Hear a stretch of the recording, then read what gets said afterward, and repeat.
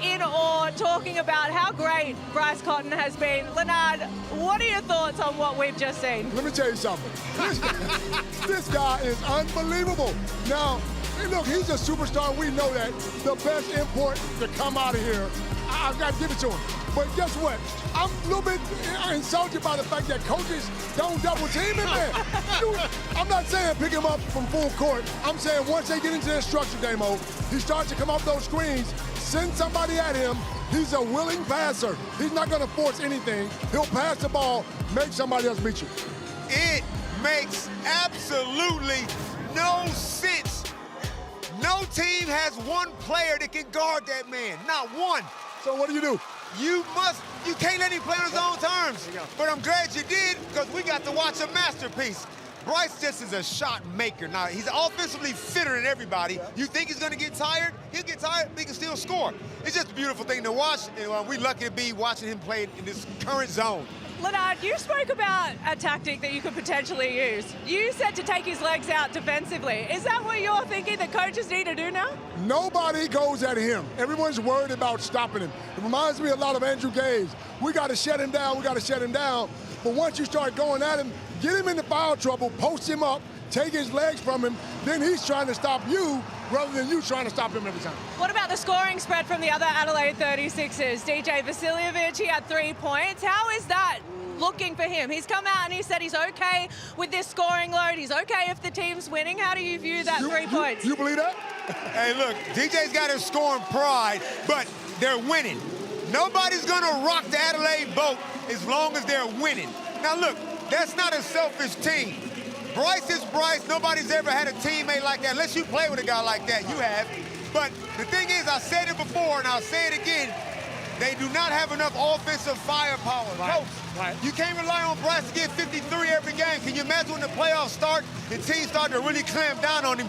Other guys are going to have to still be able to step up and pitch in, and right now, it's a one-man band. What do you think they need, Leonard? What kind of player do you think they need to add into that mix? Well, Damon spoke about it earlier. I get a 3-man, like you said, that can score as well.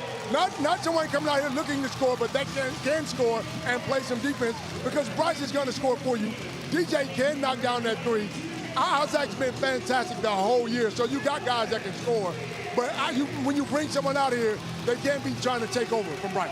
I absolutely love this discussion around Bryce Cotton, but there has been some interesting discussion around imports in this league. The 2 teams that we've got tonight have cut 2 players, 2 imports already in the season. We're up to round 5. Mason Jones is the other one, just got cut by Perth Wildcats. You've got a bit to say about these imports. I do, because me and Damon both were imports, okay? We've been in this chair. We know what it takes to stay out here. You can't come out here and play like an Australian, because they don't cut the Australians. You gotta be a little bit more aggressive. Yeah. You gotta come out, and I'm sure they would have never brought you out here if you wasn't good. You come out here and get nervous, you gotta be able to shoot the ball. I make a lot of jokes about getting up shots, but if you're an import, you gotta shoot the ball and you gotta be effective. And also what coaches got to do, you see a guy and you want to recruit him, you see him in the G League or you see him in Europe, and you think, oh yeah, he'll fit in with my team. How do you know? Sometimes it works, sometimes it doesn't. So right now we've seen coaches make decisions early, and they always say early, I think he'll be a great fit. And then the season starts, they go, we're cutting him because he's not a great fit. So I feel like they need to have some other kind of preseason games to play with him first to work it out. Because right now, we're seeing guys go humble. We've never seen this in the past. Is it more pressure on the coaches now to get it right? Because we put pressure on coaches when they lose. So when they bring guys out here and they're not playing well, these coaches panic and go, I got to get somebody in here who's going to play well. I agree. Sorry, one more, Kelsey. I'm sorry. I love it. I think it is pressure on the coaches because you got 3 imports. You got 3 imports now. So you can afford to have like not a bargain import, but you know, more of a role-playing import. But if they don't get it right, they worried about not having a job, so pressure's on them. Well, I think there's a few imports that are under a little bit of the pump here tonight. But let's get to tomorrow's games. We've got United up against the New Zealand Breakers. United haven't lost a game, undefeated. Damon Lowry's called that they won't be beaten in 2025. The New Zealand Breakers, though, they had a really standout performance in their last game. I think this one's going to be better than probably is anticipated. A huge game for them. The next one is the Sydney Kings and the Perth Wildcats. We know these 2 teams do not like each other. 4:30 p.m. at Kudos Bank Arena.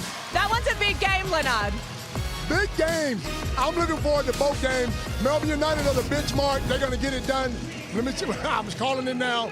But that Sydney game, I have no clue because you don't know which team you're going to get. Damon, Perth got absolutely dominated by Brisbane. That was a shock to the system for Perth. And Jesse Wagstaff came out and said, we aren't where we think we are. We don't think that what the games that we've run have reflected where we're actually at as a team. How have you seen this domination? I agree with Jesse, and Jesse's played 1,000 NBL games. He knows what he's seeing. He knows what he's talking about. He called it. They got out of jail a few times, and now, collectively, they didn't have the right attitude. Brisbane, to their credit, even down major players, even down imports, those guys play with heart.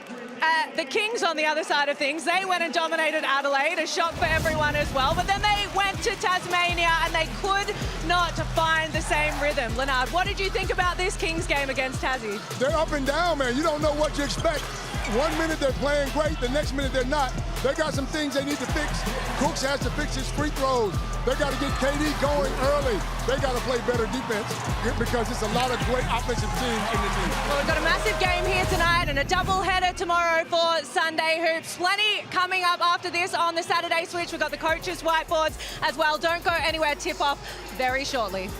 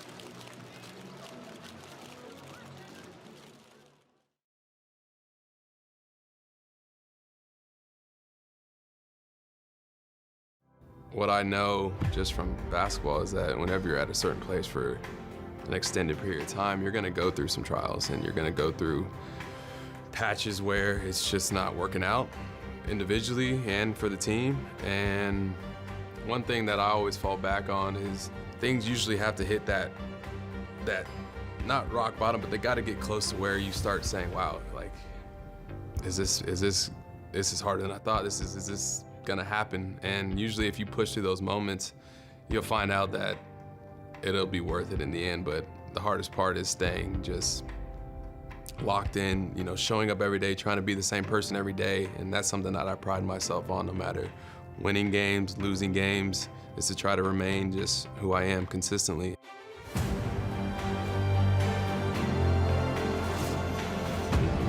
Tyler Harvey, one of the superstars of our league, took this team to a chip last season, but they've had a less than ideal start to this one, 1-3, and if they lose tonight, they could be facing round 6, 1-4. Not an ideal start for them, Damon Lowry.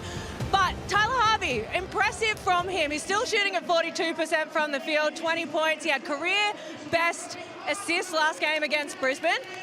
He's running the point, though, and we've heard that that's what they're looking to do a little bit more. Do you like this move from the Illawarra Hawks? I don't mind it. Maybe not in the total long term, but Harvey, when Tyler first got out here, he played a lot of point. So it's not like he can't do it. I just preferred it when they had a little bit more depth in the backcourt. But Tyler, the pathological Harvey scorer, really impressed everybody with those 10 dimes he passed that he had with Leonard. Tyler is not just a scorer, he's also a leader of the team. And he's been in the trenches before, so he's not gonna be rattled. He's gonna make sure those guys stay confident. Absolutely, but you're right. When he first got here, he played point, and it took them a couple of years to get a championship because when they put him in the 2 spot, he was able to concentrate on his jump shot, and that's what got him going. I feel like he is one of the ringleaders of the culture of that Hawks team as well. The way he goes about it, his demeanor, he's calm. He's not stressed at the moment. He knows that they're having some trials and tribulations this early on in the season. Do you like this from him as well? That is probably his best attribute. His best character trait is his poise. He doesn't get rattled. He's never too high, never too low. That's what you need. You don't need an emotional leader, but you need a guy like a Dave O'Hickey-Copes who is like that emotional heartbeat, that soul kind of guy, that guy you'll go in the trenches with. Tyler's doing a great job. Do you think they need a backup point guard, or they've got enough coming off that bench? I think they need a starting point guard right now. Bring somebody else in here, let them run the show, put Harvey in the 2 spot, let him be comfortable. Let's get to our coaches' whiteboards. Damon, you've got the Hawks. You're in the shoes of JT. What's he saying for the game today? As the self-proclaimed unofficial spokesperson for the Hawks, I've seen these whiteboards before, and I've got established JaVale early and often, because why wouldn't you? He's Will Chamberlain, why wouldn't you? Second, I got handle the pressure, because Southeast Melbourne Phoenix will apply pressure from 1 to 10. They'll keep coming. Lastly, I got make an excuse to win. Everybody got excuses to lose. While we lost, find a way to win. Beautiful. What about for you? You're on the other side of things. You're Josh King. I'm Josh King. I'm going to double team JaVale as soon as he touches the ball. Make him pass the ball. As soon as he touches it, make him kick it out. Secondly, I'm going to find Harvey. Don't let Harvey get going from the outside because, as you know, he's a big shot taker and a big shot maker. All right, and thirdly, I need some scoring from my guys off the bench. And like Foxwell, Glover, those guys, Mitchell, they need to score a little bit more. What about this game tonight? How do you think this one plays out? What are your predictions, and who's coming to play tonight? I feel like it's going to be a tight game, anywhere between 1 and 10 points, but the Hawks are going to get this one. I feel like they're more desperate. If JaVale gets going, the Hawks will definitely get this one. I can't believe that we're sitting here and it's round 5 already. Out of these 2 teams, though, where do you think is the biggest gap?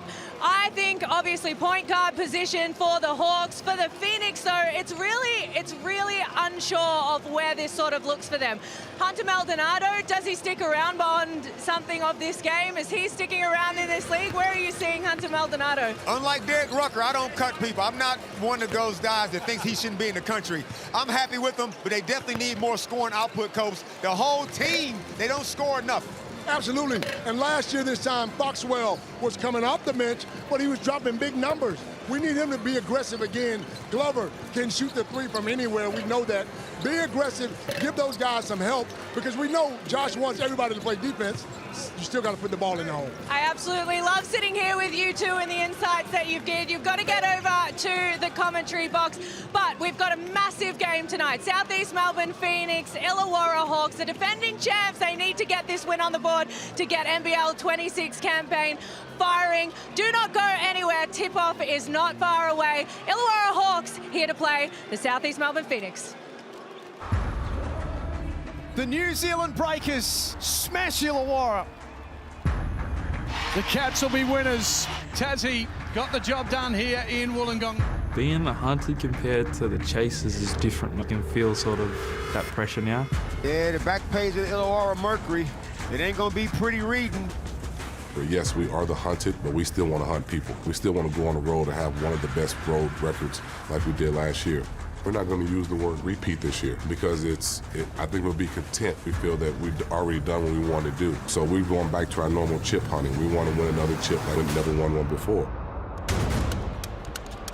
We're just trying to keep the no chip talk, keep that same mentality because what we had last year was just hunger.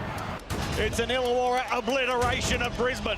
We know like this year though there's a bit of a wolf pack after us, and we understand that, but I mean we're ready for it. We're ready to go down the wall. We've got a lot of dogs in our team, you know, that are ready to fight, scrap for it. So, you know, if you want to come and get it, right with no cold dead hands, bro.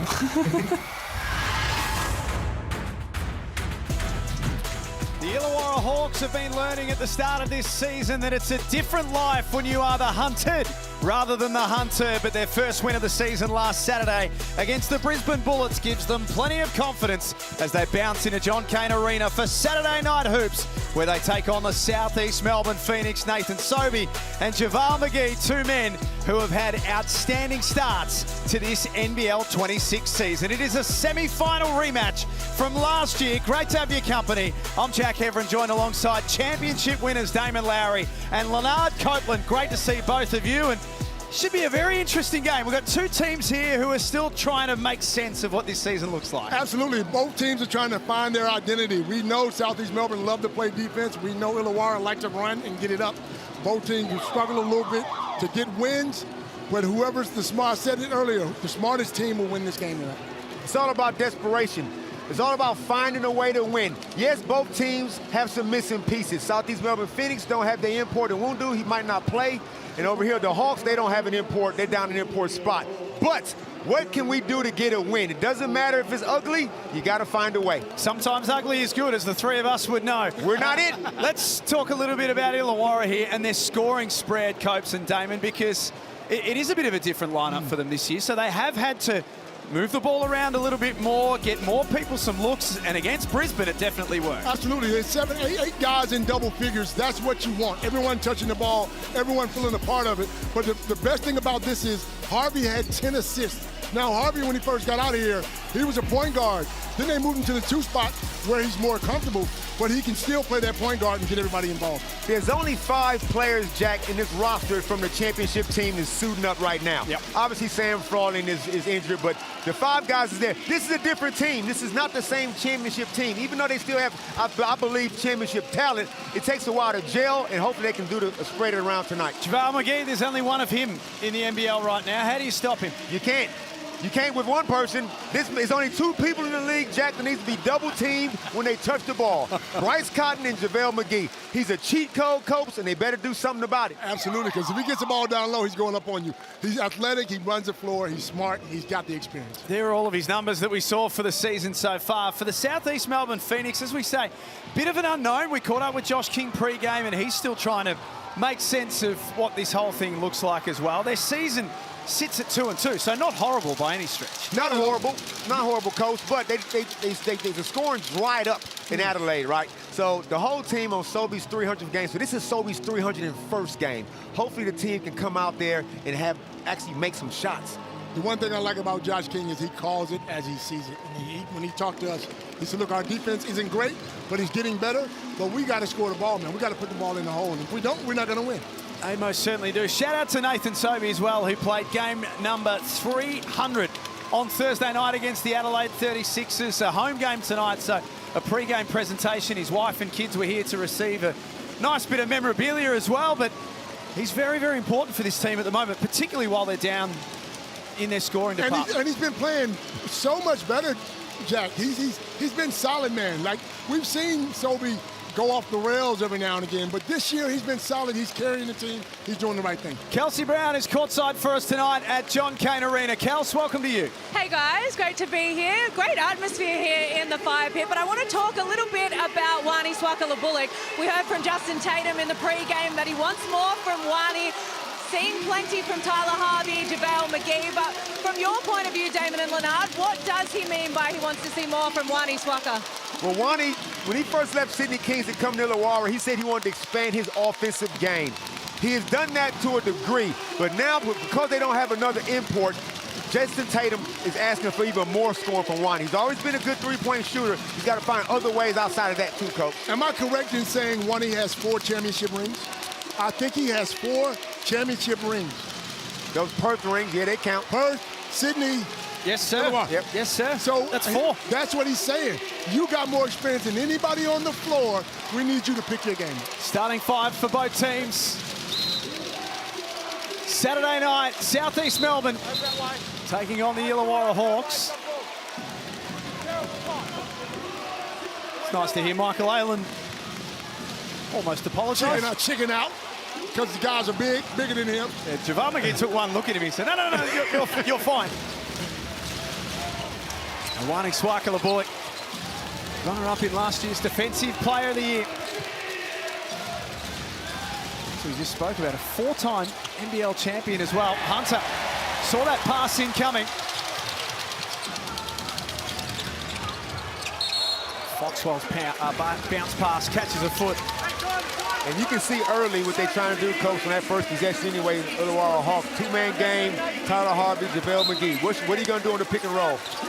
And you know what? I picked up straight away, too. Southeast Melbourne are going to pressure because they don't think of real point guards on this floor.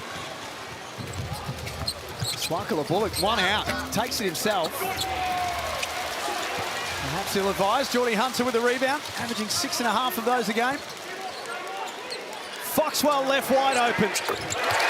Shooting the basketball at 41% from outside this season. And that's what we want to see from him. We want him to get going because we know he can knock down shots. Last year, coming off the bench, he was their spark plug. Now you got that starting spot, you still got to be aggressive. Speaking of aggressive, that's a 7-footer who just put the ball on the floor. We ain't never seen nothing like this. 7'1". 7'1", 7'6" wingspan. The league has never seen anything like him. The NBA, even when he was there, he's a rare specimen. And Geordie Hunter is very important for the Southeast Melbourne Phoenix that Geordie Hunter does not pick up early foul trouble. If you are seeing JaVale McGee for the first time, 3-time NBA champion, 900 NBA games, averaged 16 and 5 across his career, an Olympic gold medalist. You name it, this guy's done it. And I want to say his mom was a very good basketball player back in the day. Yeah. And from the state of Michigan, Jackie left that part out. I deliberately did that.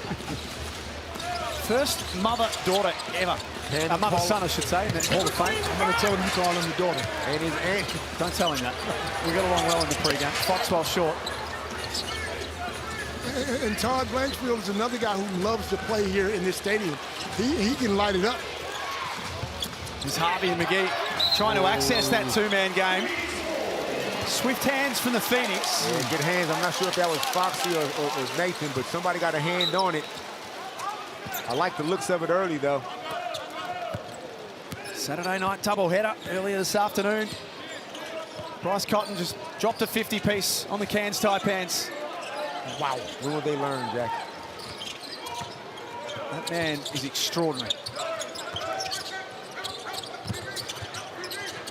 Hunter for 3. He's been shooting it more and more, and why not? 6 of 11 for the season for Geordie Hunter. And that's a decent sample size for a big man, Coach. That's what Geordie does well. He's not going to probably get you a whole lot of post touches, but if he can stretch out and bring JaVale McGee outside the key, hey. Absolutely. Spread the floor.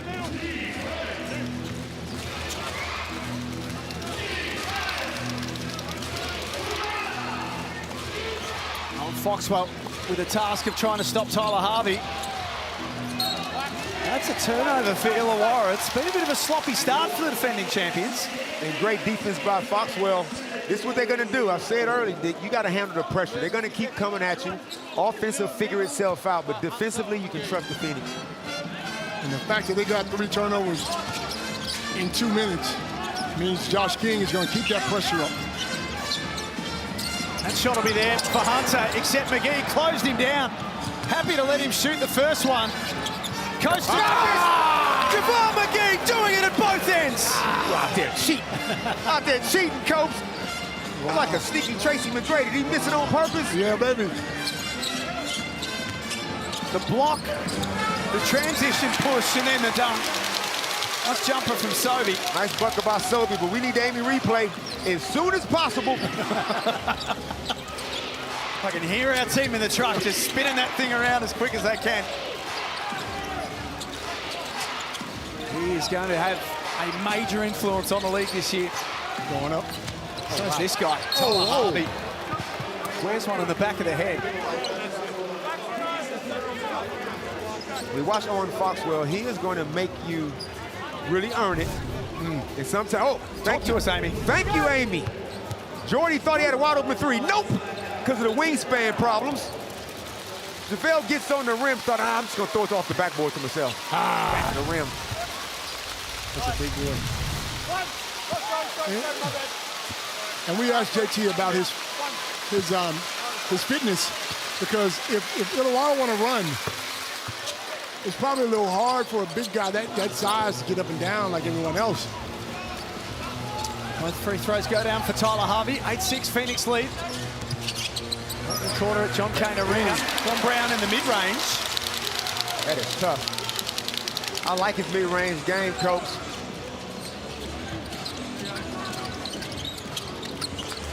He's settled in very, very nicely with Southeast Melbourne. Known more for his work at the defensive end. He said too small. He said too small. He gave it. You can put the flop tactics out. You can just forget about that.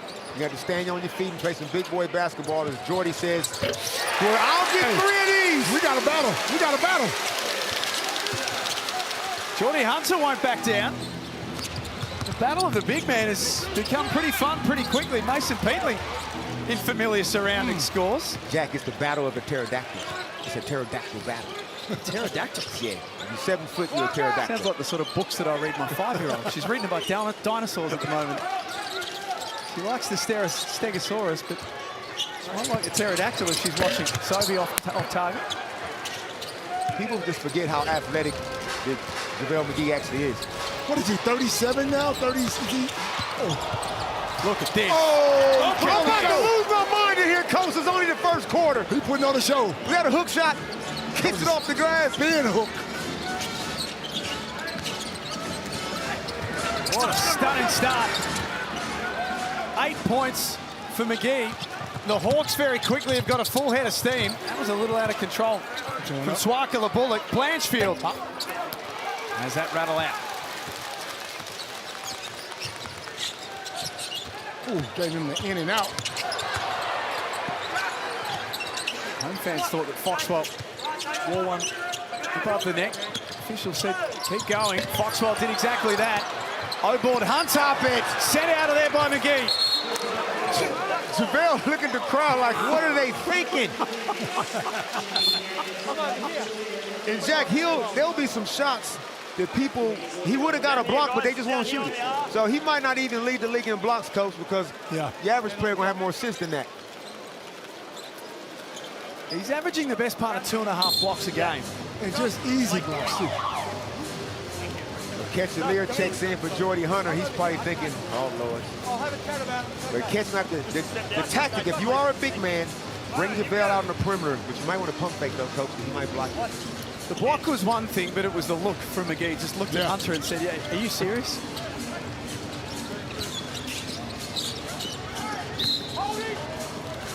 Bawali Bales as he checks in. Jonah Bolden, Dan Greeter also in for their first minutes. There's no lack of size when Jonah Bolden comes in at 6'10".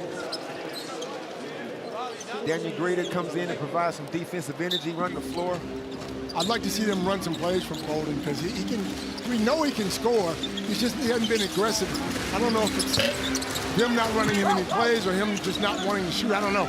But we know what he can do. Saw more of it last Saturday, didn't we, against Brisbane? Yeah. Oh, catch. McGee down the middle. Oh! This is a dunk fest. Jonah Bolden! Just spoke about him. Man, we forgot about that work. Good call, Coach. We got a dunk fest in here. Someone going to jump over a car tonight? I'm ready to get up. Dave was about to jump. I might touch the rim right now. Do both hamstrings in the process. The size of the Illawarra Hawks is a big problem for Southeast Melbourne right now. They lead by 1, but it's the method. Aliir drags McGee out. Needs to go down and doesn't. That speed going down that court right there. He is really quick. Harvey found some space, got away from Foxwell. That float game will be there all night. Think about the dilemma that you have on defense when Tyler Harvey's coming off that screen and you don't want to jump out there. He's a float game master, but if you jump out there wrong, Coach, now he's live dunks. And that's I thought that was really interesting when you guys spoke to Justin Tatum pre-game. And he said, we'll just see how it goes with Tyler Harvey at the point before we make a decision on the vacant import slot. And the thing is, too, you still got guys coming back as well, so he has to have to look and see what Dave O'Hickey does along with Harvey, because they might fit perfectly. I've got no problem with Tyler playing the point. I would just like maybe somebody can give him a spell, like when him and Davo both on at the same time. And if you did miss the pre-game, Dave O'Hickey has been cleared to begin training. Angus Glover clear to launch. And that's what I've been asking for right there. We know he can shoot it. Be aggressive. Breaks a run of 8 unanswered points prior to that.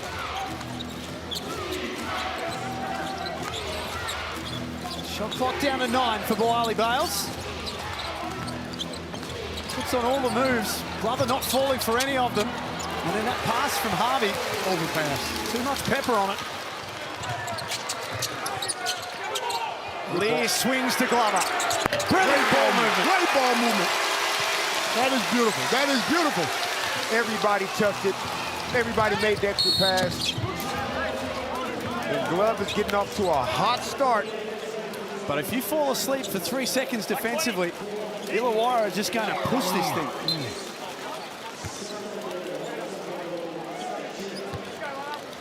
So Malik Lewis and a Ketchalier, 2 6'8"-ish athletes. Not really traditional 5, but there's no real 5-man on the floor right now. Yes, you know. So Jonah's not going to get any post touches. So right now, Coach, I feel like this is an evenly matched on both teams. It's going to be a track meet. First half on Thursday was a massive problem for Southeast Melbourne. They were down 23 at the half against Adelaide. This is a better start from them this evening. It's fair to say we've seen a lot more blowouts earlier this year than we had last couple of years. There are some teams that are still trying to work out who they are and what they stand for. And there are some, draws a whistle, and there are some that know exactly who they are and who they want to be, and those results are showing. Melbourne United. We all know who they are right now. They're the benchmark. That's a great, strong drive by Hunter Maldonado. Right down the teeth of the defense. Gets himself to the strike. And he hasn't been setting the world on fire, but I feel like he has not been playing bad basketball. I feel like he's just playing his role, Coach. He's coming off the bench. Now, obviously, the era that we're in, we're not used to imports come off the bench, but it's a new era. You got 3, and you can't start everybody, and everybody, you know, everybody can't have 3 imports like Dean Richmond has got over United. So I think Hunter Maldonado is playing a good role. So you think some of the criticism's unfair? I think it's unfair on Hunter. I mean, like I said, he's not playing bad for his minutes. Well, your boy's the one called him out. Was it Derek Rucker that called him out? Yeah, it was your boy. Yeah, he did. I'm going to call Derek out right now. Bales had to go to plan B, which is Peatling. Snatched away by Lear. In the open floor, lays it up. That's playing with the ball too much. Oh, Lord. Yeah, that's right, Coach. That's 2 possessions that Boali's over-dribbled the ball and got nothing out of it. Just swing it, man.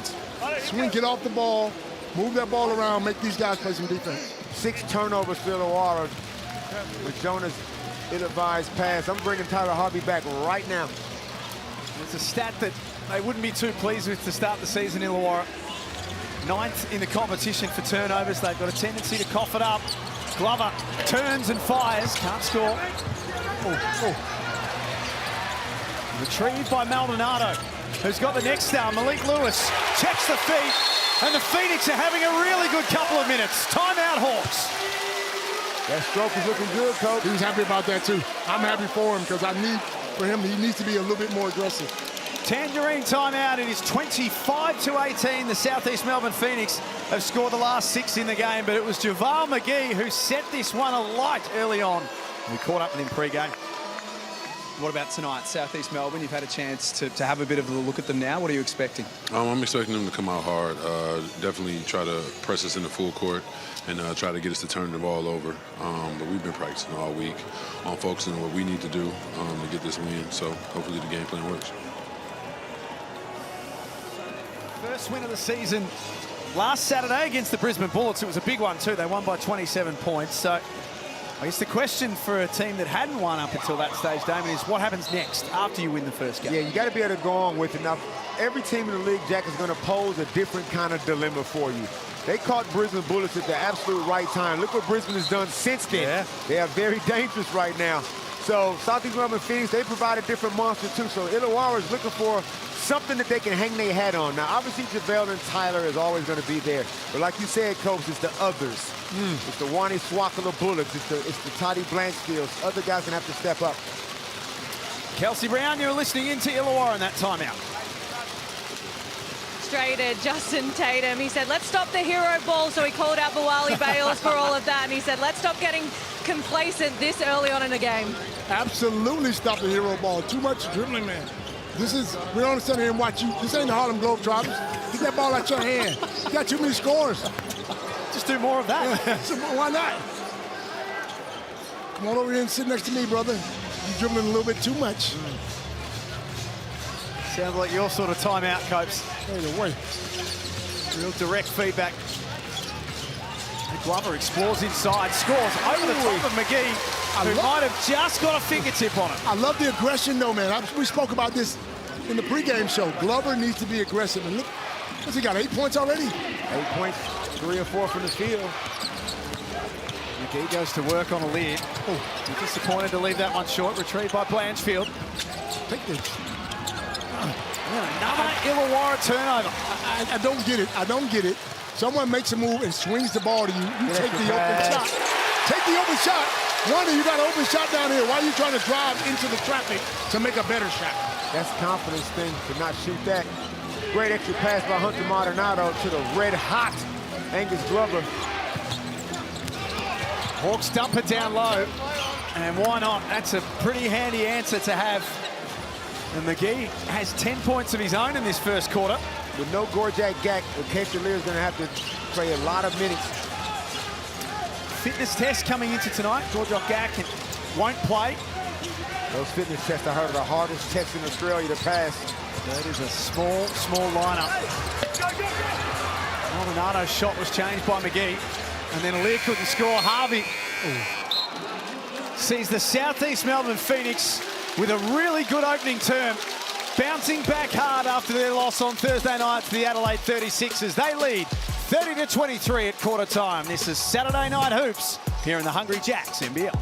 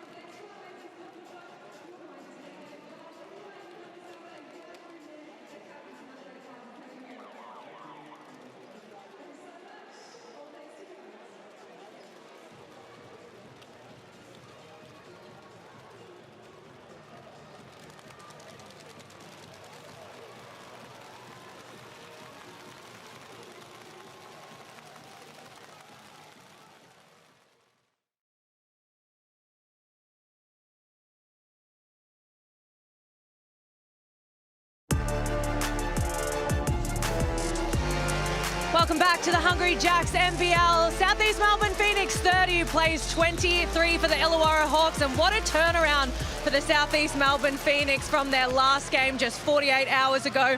25% from the three-point line. In this first quarter, they're 7 from 13, and that's what Justin Tatum had to say. Get out to them at that three-point line. I think there was a couple of words that Kelsey wasn't allowed to say there in that quarter time. That is 100% right, though, Kels. Phoenix could hit the water if they started a boat last game, and now, thanks to Angus Glover, who really got everything rolling. Josh King said there was 10 of 44. You can't say much when your team just can't make a shot. Hunter from deep, off the back of the iron. He's got his hands full tonight, Geordie Hunter. JaVale McGee has 12 points, 4 rebounds, 3 blocks. And you got to go to him again. Get it inside to him, man. You're trying to do too much. Guys are trying to do too much. Coach, explain to the people at home how simple it is. What do you have to do? Pass, drop it inside, and move. That's all you got to do. All this dribble through your legs, behind your back, trying to get past somebody. Leonard Copeland, Damon Lowry in commentary, NBL champions. Kelsey Brown courtside. Saturday night hoops at John Cain Arena. Earlier tonight, it was the Adelaide 36ers, 91-86. McGee unloads. We'll give you one. Next time, get your big ass down on that box and go. Somebody taking that three. What's wrong with you? Nice pass for Malik Lewis, who's left wide open. Man, what a difference 48 hours can make. That stroke is looking much improved. Malik Lewis shooting it with confidence. His last 2 coming into tonight, he's shooting it at 45%. His last 2 games from deep, which is what he needs to do. He needs to add that aspect to his game. And we spoke to Josh King about him earlier, and Josh said he needs to be a little bit more aggressive. We know he's good enough. Saw a rare post-up from Jonah Bolden. He got Daniel Foster on him, and Daniel Foster is going to, hey, he's one of the hardest working men in show business.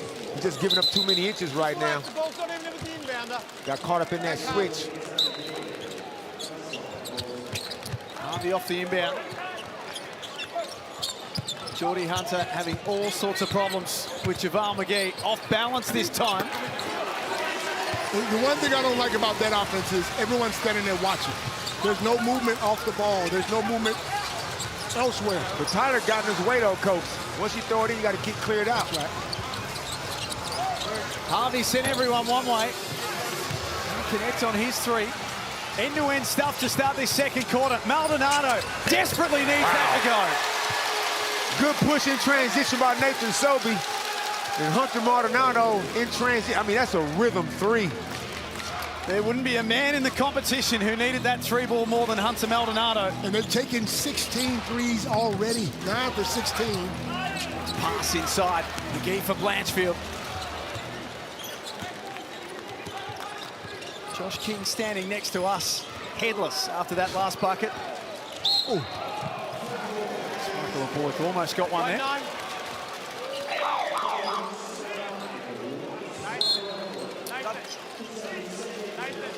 Making shots solves a lot of your problems. And when you can't apply scoreboard pressure, which is what the Phoenix couldn't do in their last game against Adelaide, you can see how everything just changes. Because you're being petulant. We're trying to communicate. McGee sits down. Harry Froling in for his first minutes of the night. Sorry, Jack. Speaking of Adelaide, my man Bryce Cotton dropped 53. 53. 53, son. Over half. Maldonado for his second knockdown. Wow. Hunter Maldonado is hunting that 3, isn't he? And a little look of relief on his face as well. It's been a challenging start to life as an import in this league. Now move. Now you got to move. Turnover number 8.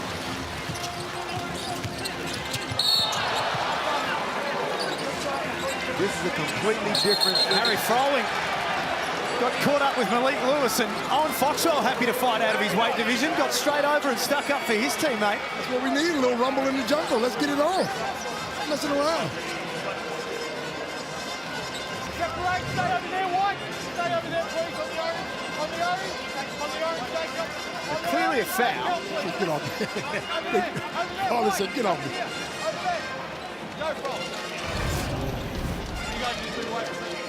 Hawks got 2 6'10", 6'11" guys out there on the floor. Harry Frawley, Jonah Bolden, both capable of shooting threes, both capable of blocking shots and scoring in the post. So what are you looking at, Coach? Obviously, Tyler Harvey's out there on the floor. Toddy Blanchfield seems a little bit gun-shy at the moment. Let's try a down screen, cross screen. Just a little bit of movement. Because right now you're coming down, you're making a pass in, but you're standing there, which gives the defense a chance to go double like they just did there and steal the ball. Pass it and cut. Live cut, maybe they make a pass, maybe they don't, but it gives them an opportunity to play. And then they better get back in transition because Sobey's pushing it, Foxwell's pushing it. And they shooting the absolute skin off the ball. 10 made threes with 6 minutes to go in the half. And you know, the Hawks have only taken 4 threes, 1 of 4, as compared to Southeast Melbourne, who's taken 17 threes so far. That is crazy. So double technical there, one for Harry Frawling, one for Owen Foxwell. And it was based on nothing. I mean, there was nothing really in it. No. You just gave yourselves each a cheap foul. Yeah, they couldn't let that go. Nathan Sobey still arguing his case with the officials as well. Now Josh King asking for an explanation. Problem for Josh was the referee had already gone, so he didn't get an explanation.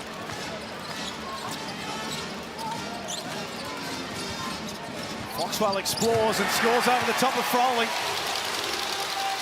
Great job by Foxwell. Took advantage of Harry Frawley. This is sloppy. Some sloppiness going on out there, Coach. This time for 3. No good for Foxwell. Phoenix just seem a little bit more desperate in this second quarter. They're hungry. They're hungry. The threes. And if Illawarra are going to get back in this game, they got to shut that three-point line down. Run them off the three-point line, because right now, the way they're shooting it. Southeast Melbourne's first time against Illawarra since the semi-final series, where they were smashed in Game 3. Illawarra won by 30. Booked their spot in the championship series. 7, 8, 9, 10, 11, 12, 13. 14 dribbles. Wow. Come on, Cope's on dribble count. I'm on dribble count. I don't think I've ever seen that before. Come on, man. I was wondering what he was counting. I thought the shot clock works backwards, not forwards. Then we worked it out. Inbound for Bolden. Nice look for 3. That misses everything. Sort of sums up Southeast Melbourne's second quarter compared to Illawarra's. Oh, and it's my about God. to get a whole lot better. Oh, my God. It's a barrage. It's an avalanche. I asked for it, and I got it. It's a typhoon. Hey, he can get hot, and he can take you to the promised land the way he shoots the ball. The Phoenix are absolutely burning in the fire pit tonight. Here's the Amy replay, and what a difference it makes when you can knock down the 3. It changes everything. In defensive transition, as soon as Southeast Melbourne Phoenix gets a stop, as we look at the, hey, look at that, 8 of 31 against Adelaide, 11 already with 6 minutes to go. It's good being at home, but Illawarra Hawks defensive transition is non-existent right now, and you can see the intent that the Phoenix are playing with. They feel like they can run them off their feet. And I think the offense has a lot to do with it, too, because as you see Illawarra coming down, they're dribbling the ball, they're dribbling the air out the ball, then they're making a pass and standing around. So once they take a bad shot, Southeast Melbourne are pushing that ball down the floor. Everybody's pushing it down, which then you got to find your man, and they're getting wide open threes. Coach, you are one of the great shooters that this league's ever seen, but when your teammates start knocking threes down, what does that do for you? Someone who you know that you can knock down the 3, but when you're seeing your other teammates do it, man, is it infectious? 100. As you see, everyone's shooting it now. Once you start seeing that ball go through the hoop, everybody wants to get a touch of it, and they're shooting the ball well. If they shoot like this and play defense like we know they can, then they make themselves a much better team. Yeah, we're definitely not going to see Where's the Wound do because they don't need him. Just soak up the atmosphere in the fire pit and watch the style of play that you're about to join. He is suited up, Southeast Melbourne's new import, but considering that he only met the team yesterday, highly unlikely that we see him tonight. He's got to be thinking, what you guys need me for, the way you shooting the ball. Great athleticism from Brown, knocked it away, and then desperation from Maldonado, but McGee all alone under the cup. They just need to find him. Greeter with one on the shot clock. Here come the Phoenix again, and here's Angus Glover. It's down. On fire. Wow. 20 points, Southeast Melbourne advantage. Angus Glover has 17 first half points. Somebody need to let me know Angus's career high. It is in serious jeopardy. They got to get a point guard. They got to get somebody to run the show for him. Dan Greeter with the task of trying to stop him. Maldonado found some space and adds 2 more. He just put... I don't see nothing wrong, Coach. Nothing. I see nothing wrong. Why is it so hard to pass it to a 7'1" guy? That's Daniel Greeter's second bad pass. Pump fake, throw it over the top. Swing it. Put it up high. Nobody else can get up there. Or swing it and then throw it another way from another angle. Justin Tatum said, let me put Kobe McDowell wide out there, see if he can get the ball inside. 11 turnovers in less than a half of basketball.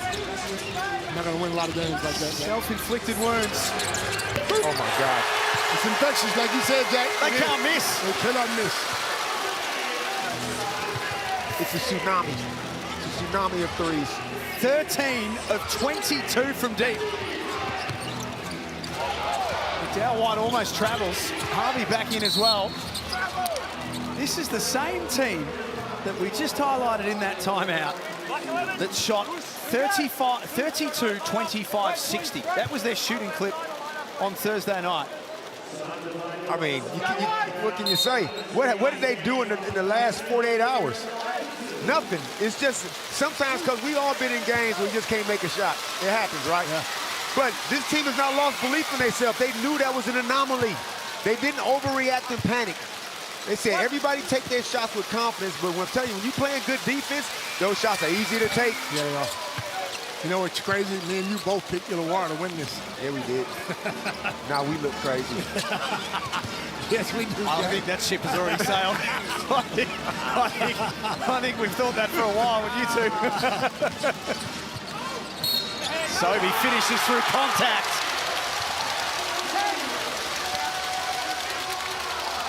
So far, game 301 for Nathan Sobey is a happy one. Going real good. I mean, that's just, and this is no disrespect at all to Kobe McDowell White, but he can't guard Nathan Sobey. You got to be willing to help Kobe. Off the ball, weak side help, strong side help, especially when Sobey's on his left hand in this aggressive frame of mind. I'm sitting here like, what happened? In the first 5 minutes of the game, it was 13-12. Yep. I blinked. It was 16-13 Illawarra led. Yeah. Since then. Somebody's got to dribble the ball, shoot, man. Damn. Tipping by McGee. Here they come again. Down your throat. Travel. That's a travel. Behavior warning, Illawarra coach. Pre-game, we sit here getting our stuff together, Jack, me, and Coach, working on our material. And Angus Glover goes walking past, and Coach says, "You gonna hit some threes today?" What did he say, Coach? I got you. I got you. Yep. He was not lying. Now, Justin Tatum has been teched up. He got a behavior warning. He tried to argue with Michael Aylen that he wasn't talking to him at the time, and then I think the gesture after it is probably hard to defend. Yeah, the wheels are well and truly falling off. The Illawarra wagon, the car, the truck, whatever they driving today. It is not good. A scooter down there, you crazy? Come on, man. The wheels are falling off the scooter. The way they're playing right now, they're on one of those handmade scooters. Let's go, guys. But look, we know there's talent on this team. You add one solid point guard who can run the show, and then all of a sudden they go home and they shoot the ball like Harvey with a difficult three. There are a select handful of players in the competition who can knock down a three ball like that. Yeah, Tyler has, he's the creator, Tyler the creator. At any given time, it's Malik. Oh, see there? You don't get a block for that. But John Brown finishes what he did, what he started. inside. Just throw it up. McDowell White turns the corner. And Harvey playing in the two-guard spot this possession. McDowell White, nice knockdown from the youngster. Good ball movement. Everybody basically plays 4 out without JaVale. They moved the ball. They got movement. Yeah. Sobey high off the glass. Happy to take on McGee. That is a deft touch from Nathan Sobey. 25-point advantage to the home team, who were 2 wins and 2 losses coming into tonight. Problem for them, their losses have been big ones. Southeast Melbourne, a big one against Melbourne. I can't believe his pass. I can't believe. JaVale is in shock right now. What about? Oh. McDowell White with his feet set. Caught the fingertip of McGee last. McGee's frustrated. He's frustrated because he's been open several times, and then, instead of them throwing that ball inside. I mean, credit to JaVale because his temperament, I don't think I'd have been as poised if it was me. I mean, if some players get cussed out at halftime, it's justifiable, right, Coach? Yes, sir. We've all been there. Angus Glover has 17. Nathan Sobey sits down with 11. Tyler Harvey, 14 for the Hawks. JaVale McGee, 12. To go with his 5 rebounds. And Hunter Maldonado starting to feel a bit more confident. Hunter used his body. McGee looked at him and said, not a chance. Wasn't enough. No, sir. It wasn't, it wasn't enough, Bryce. Oh, that's Superman passes. What is that for turnovers for the Illawarra Hawks? 12 Unlucky turnovers. 13 turnovers and a half. And then you let the opposition make 13 threes. Every turnover you get, they hit a 3. It's a recipe for a beatdown. So can all of this be attributed to the fact that they don't have a genuine point guard right now, Illawarra? Is there more to it than that? A lid to the rack. Stupid plays as well, Jack. They're turning the ball over. Yes, a point guard would probably settle them a little bit more. They're making even when they do come down and get the ball inside, they're standing around. So there's a lot of things need to be fixed. But look, Southeast Melbourne looked like this the other day, and they've come in and played better at home. So sometimes it just takes the right team to help you build that confidence. And the defensive bite ain't there. Like, I get missing shots. That happens. These turnovers, that's way too many. But I don't see the defensive, the effort. I don't see all of that. Not on a regular basis. Yes, Mason Penny would die for a loose ball. There's the occasional Wani will make a good defensive play. But as a collective, I don't see it. The fight, you don't see the fight. No. There's Wezawundu, Southeast Melbourne's new import, 226 NBA games. He's tall, too. He's long. He's long, yeah. Wow. And his jumper looked pure, too. And he's got the long arms. He loves to play defense. He's an Olympian as well, represented Nigeria in the 2024 games. And we will see him probably not tonight, but into the future. Speaking of the future, out there for Illawarra, there is number 2, Jackson Ball, 17 years of age, out of Napier in New Zealand. He's one of the brightest New Zealand basketball prospects, and they've had a few. Wow. I don't even know what to say, Coach. I don't either. Maybe next time I'll just say 6 or 7 from downtown, Angus. Are you serious right now, Angus? Coach, if anybody take the next 3 other than Angus Glove, I swear. I swear. The one on the floor. Come on, man. Don't get that jacket dirty. This is that beautiful men's club jacket. Oh, man. Don't you get that one dirty. I feel real good today jacking his jacket. Feeling real good about myself, Coach. I think you Men's need club got to hook this up. I think you need to share that, though, because I don't think you're ready for that one yet. You're not ready for that. Hey, went out and bought new pants today. I know. New pants, new shoes. Feeling good about myself. Got a haircut. That NBL money must be money. Hasn't found its way to us, Copes. Wash your face and everything. That's super coach right there. Here's Glover. Come on, Drum, boy! Come on, Drum! Wow! He's putting on a show by himself. This is incredible, Coach. Unstoppable Angus Glover, 7 of 8 from deep. 23 first half points. This is some sort of show. Young fella's nice. Bryce had 53 earlier tonight. It's in jeopardy the way he should, because there's nobody playing any D. I thought he was coming out. I was going to say, you better not sub this guy. Josh King looked at him and said, you get back out there. Indigenous round coming up next week across round 6 and 7. You can support your team, download and scan the QR code now, I should say, or jump on nblstore.com.au. First NBL points for Jackson Ball. I like the looks of him. Yeah. He looks strong, doesn't he? Don't look just not. How old Jack? 17. 17. What are they feeding these kids? Debuted for the Tall Blacks at 16. He's already had 2 years in the NZNBL already. Look at Angus down there acting like he's not going to come up and get this ball. Look at Angus. Oh, Hunter, you got the wrong way. Oh, Hunter, you got Missed him twice. A premium look for Foster, who's not Glover. He might retrieve this one, but he was over and back. Angus Glover might not go into the change rooms at halftime. He might just stay out here and shoot. Angus going to hold a shooting clinic next week, charge $1,000 a kid. What a half. He's threatened a couple of times this year already. He was 4 of 8 a couple of nights ago. He has been the star of the first half. Oh, now that was a good pass. Mason put that on the money. 24, whoosh.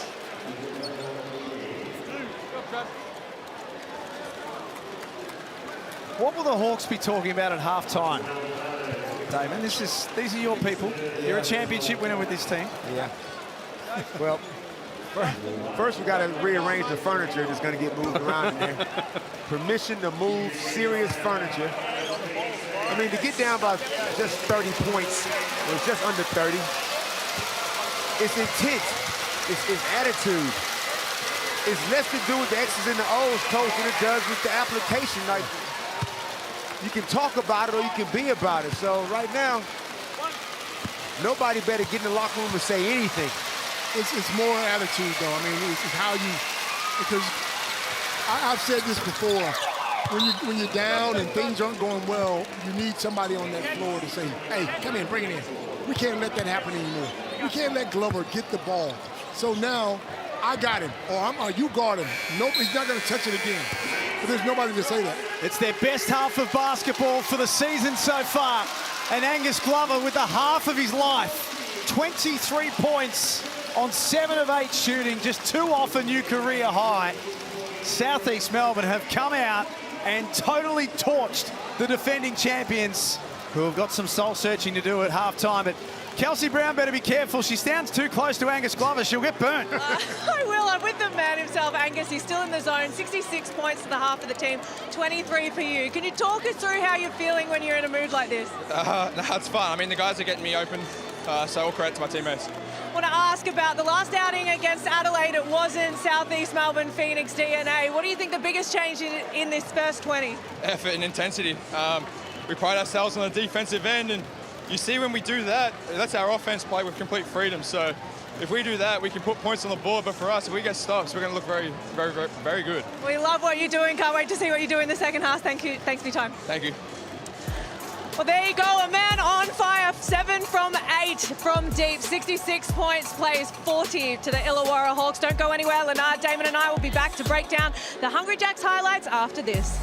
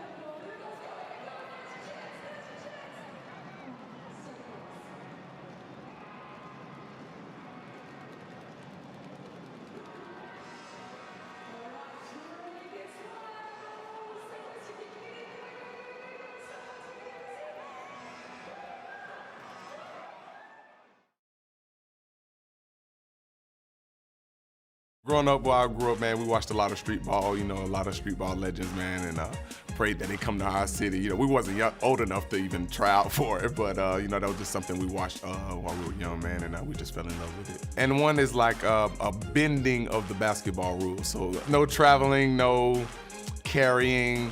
It's just like the rap game of basketball. You know, you can do all type of tricks, throw it in the air. You might need to research a little bit. You might be entertained, I'm telling you.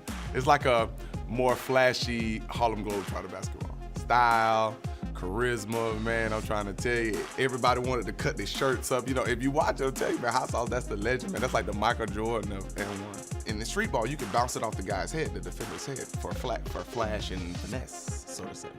But yeah, you can't take none of that, man. But when I was in high school, I did a lot of carrying because, you know, Hot Sauce got his removed. He'd have literally the ball under this and go slow and, you know, it's a little flashy, but, you know, you can't do that. Yeah, I had to break that habit real fast.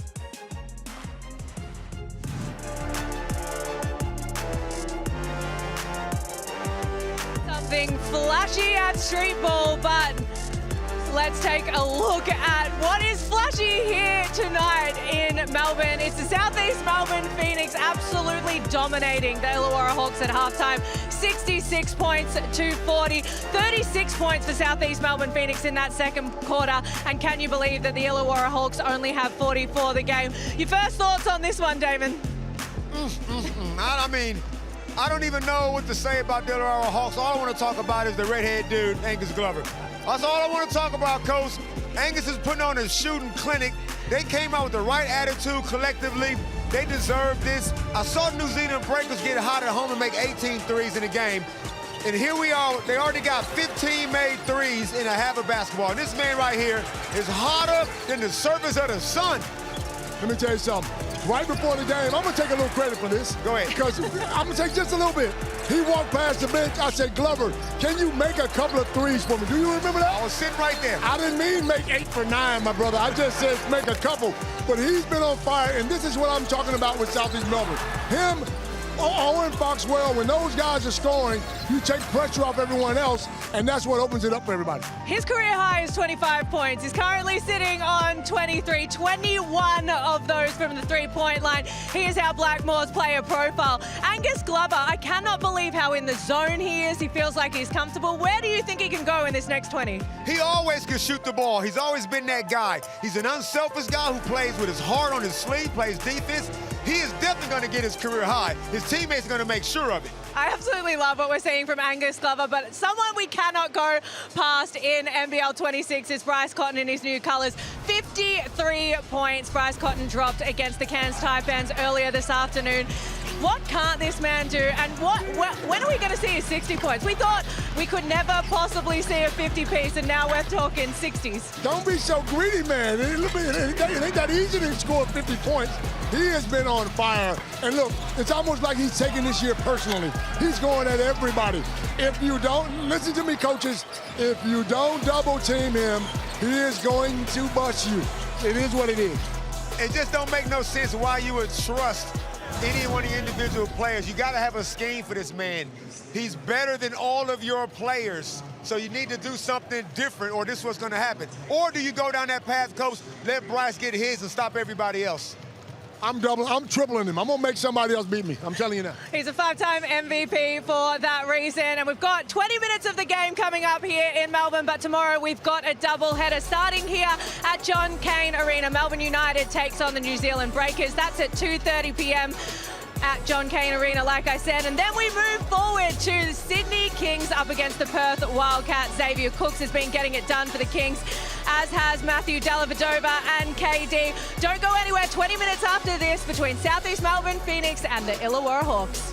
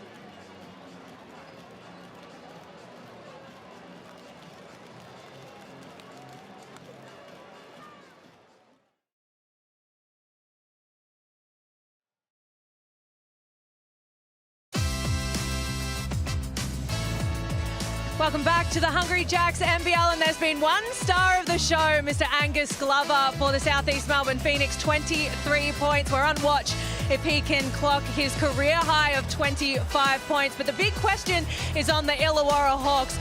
40 points to halftime. There's been big talk around where they're getting their run in that point guard position. They've gone with Tyler Harvey. He's played 1 minute out of the game so far. Copes and Damo, I want to ask you guys, do you need to see a little bit more run from the likes of Kobe McDowell, White, Bawali, Bales, see what they can do out there, or is there just that desperate need for an import point guard? Well, right now, you got a guy named Tyler Harvey on this team who can turn a game around. So I'm going to give him a chance early and see what he can do. But overall, I think they do need another import. They need someone who can run a team and get Harvey back to his position, Damon, which is a 2-spot. Tyler Harvey got 5 turnovers. Now, I don't need him. The way they're going to defend him, because he draws a lot of attention, he's got to do a better job of taking care of the ball. So, yes, I would like to go with Kobe McDowell White, because, I mean, I'm down 26, Coach. So, right now, it's not working. So, I'm going to start Tyler this quarter, obviously. I'm going to keep the starting 5 the same. But, Kobe, be ready to come in and give Tyler a spell, not off the court, but just move him off the ball. Right. Which is interesting, because the fingernail-deep analysis from some were happy to blame all of their issues on Ja'Cory McLaughlin. Clearly, there is more issues, or there are more issues with this team than just Ja'Cory McLaughlin. Absolutely. Now, I'm saying it's the defensive end. We can talk point guard all day, but all these guys out here, 5 champions from last year out here on the floor, on the team. Why are you giving up 66 points in a half of basketball, and why you have, 14 turnovers? So it's a big mountain to climb for Illawarra in the second half. That's a pretty handy start from Mason Peatman. And Jack, as you know, we've seen Tyler Harvey come in here, knock down a couple of threes, and get his team back into it, regardless of how many points they're down. Especially here at John Cain Arena. That's right. He loves shooting in this gym. McGee gets caught up with Foxwell. And you can see the defensive intensity already. Tyler Harvey looks way more active on defense. JaVale got a bit of a sloppy foul on that one, but this is how the game should have started.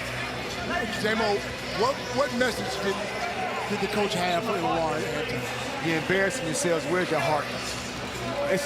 All I can talk about is your heart and your minerals. Where are they? Hawks 1-3 coming into tonight.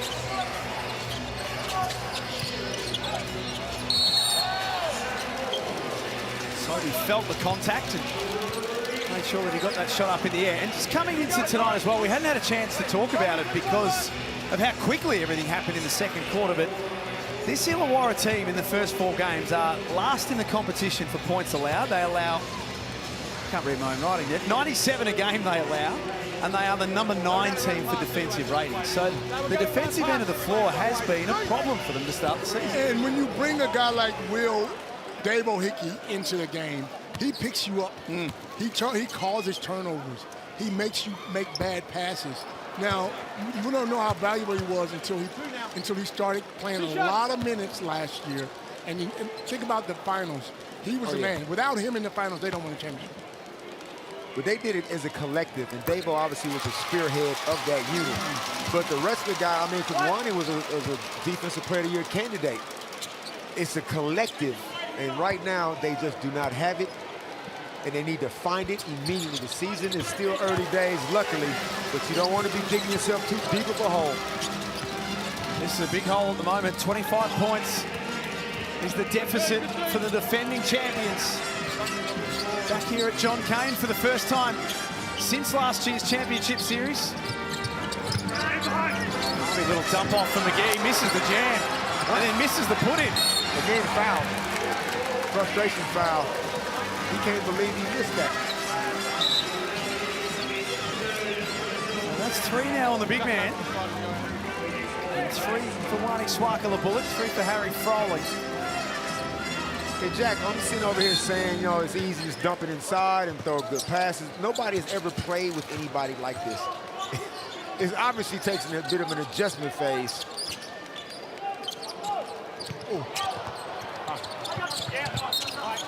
Once he throws that one out of play. Well, just their 4th turnover of the game, so complete opposite to Illawarra Copes, who have got 14 turnovers. Which is causing havoc. And Damo, you spoke about not playing with somebody. You're absolutely right. But a simple ball fake and drop it in or swing it should be, you should be able to run that here at this level. Yeah, and that's not a good shot by Tyler Harvey. That's one of those shots that is only good if it goes in. And I know what it sounds like, but nobody touched the ball. McGee puts the ball on the floor, spins, and can't finish. JaVale might be the best point guard on the team. But you know what else, Coach? These passes are hard to make because they always get JaVale rolling into traffic because they're not just dumping it inside. Like you said, spread the floor and go from the 45 and store to him. That's an easier pass than trying to worry about him restraining and slipping. Too much messing around for my liking. 51% from the line this season for McGee. And he's flirting with the burgers. He's been flirting with them a lot.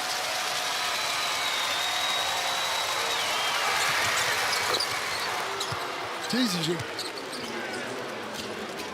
It's a shame because a little burger on the way home would be nice. It's been a long day.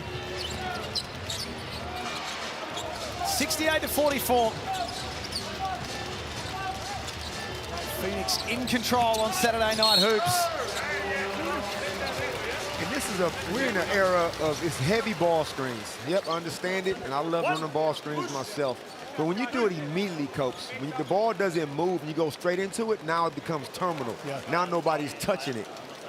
And the Phoenix want to be careful right now. They're feeling good about themselves, as they should be, but if they get too terminal, the Hawks can get back in this game. And we've watched them in the first half. When they swing the ball, they generally find somebody wide open, and that's why they've shot the ball so well from the three-point line.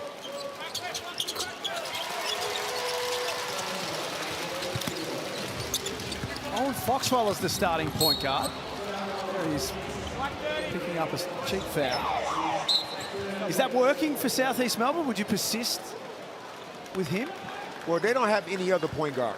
He's the only point guard on the team. I mean, Hunter Maldonado comes on to play some points, so I'm happy with Foxy at the moment playing the point. He takes care of the ball. Look at this. He plays defense 94 feet up the floor. You can trust him. So I think the backcourt's steady. And then if things do get shaky, Nathan Sobey can always advance the ball. He's knocked that one off the rim. And Justin Tatum has gone back to Jackson Ball early in this quarter. McGee said, get it out of there. That is block number 5 for the night. Nick's got to know his surroundings. Here he is, Lewis in the corner. He shot it well this evening. Not that time, though. Better from the Hawks. They pushed the ball, but even then, Mason Peatling whistled for a foul, and the points won't count. They get Mason for a Shepherd. Basketball Shepherd. I was gonna say that might have been their first fast break. Let's see. What? What? Hold it. What? How soft is it, Coach? Nah, bro. Come on, man. Come on now. Come on now. Grown men out here. Sobey on the bounce. Lewis trying to rip baseline. Back to Sobey. Always on the move. Shooting it as well in this third quarter, the Phoenix. Nice take from the youngster, and he scores. Okay, Jackson. Young fella. He's a name to watch for the future. No question about that. They got some talent, this New Zealand lineup. Is he going off to college, I wonder? Or is he going to just stay out here and just do the pro thing? Wisconsin. Wisconsin, okay. Kirk Penny. Shout out to the Kiwi legend. Great to see him on the coverage a couple of weeks ago. What a star he was. Phoenix by 24. Geordie Hunter trying his hardest to stop McGee. He thought the guarding Zion was a problem.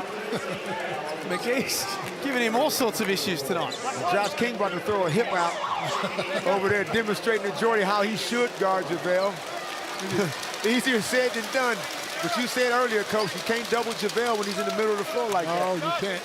He's on that box and you're sitting that double, but if he's right under the ring, you throw it in there, he's gonna go straight up. And all he needs is really one dribble, 2 max to get on the rim from the top of the key. We're back here tomorrow. John Cain Arena, 2:30. The undefeated Melbourne United take on the New Zealand Breakers, who were humbled when the two teams met here earlier in the season, Coach, but Breakers have had a better week, let's say that. They're starting to find themselves. The guys are starting to play better. Our guy, Brockington, is starting to be a little bit more aggressive. PJC is always going to be a superstar in this league, so. And Sam Meninga is playing all NBL level basketball. Yes, he is. Yes, he is. That's still to come tomorrow. Oh, no. Early. I think Brown might have stepped in early. False alarm on the Burgers. He's just letting you smell them right now. You can't take a bite. You can smell them now. Oh, I can smell it. And they smell good.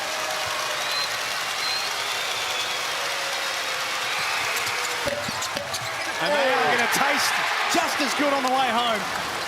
Burgers, there's the code word on the screen. Look how happy that kid is. It's like Christmas. Everything going right for the Phoenix tonight. Bolton got a piece of Foxwell. Pushes it one end to the other. Oh, that's from Brown. And here's the evolution of Owen Foxwell's game, what he can still get better at. You're not going to be able to make them layups all the time, Coach, over 6'10", 6'11". So he's used to playing in NBL 1. You can get that shot off with the big boys right now. You want to find the open man. You've done your job. He's playing volleyball with himself. Coach, what do they need to get this to at the end of the third quarter? Down 24.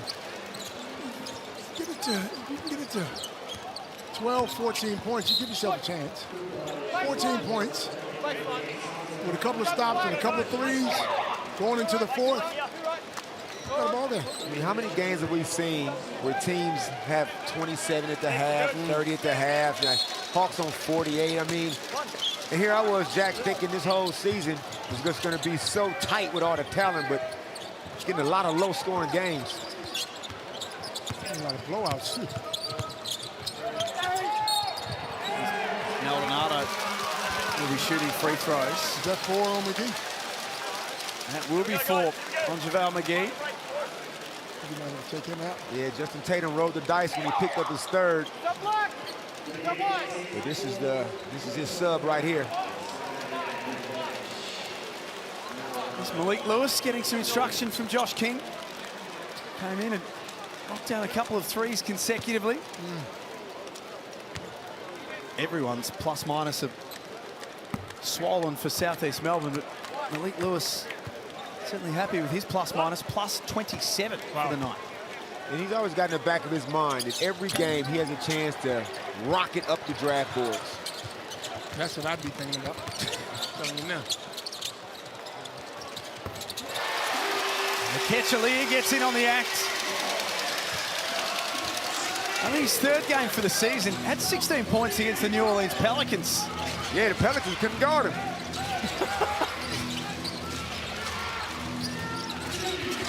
Good to see him out there tonight.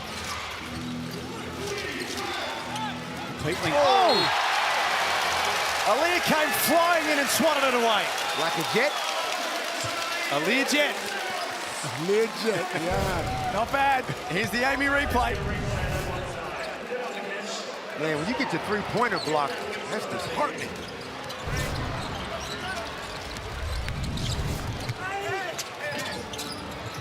Greta comes up short. No McGee on the floor at the moment.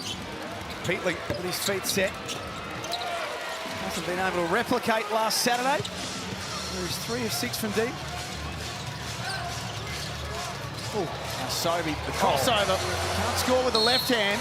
Oh. Brown does. Those are all the little things John Brown, the third, brings to a team. He'll tap it because he might not get the rebound, but he'll tip it to somebody else. He'll keep it alive so you get the rebound. He'll run the floor. We talk about guys who are willing passers. He's a willing pick setter. He's happy to come and give a screen and then crash the glass. He doesn't even need the ball. He's always around the ball.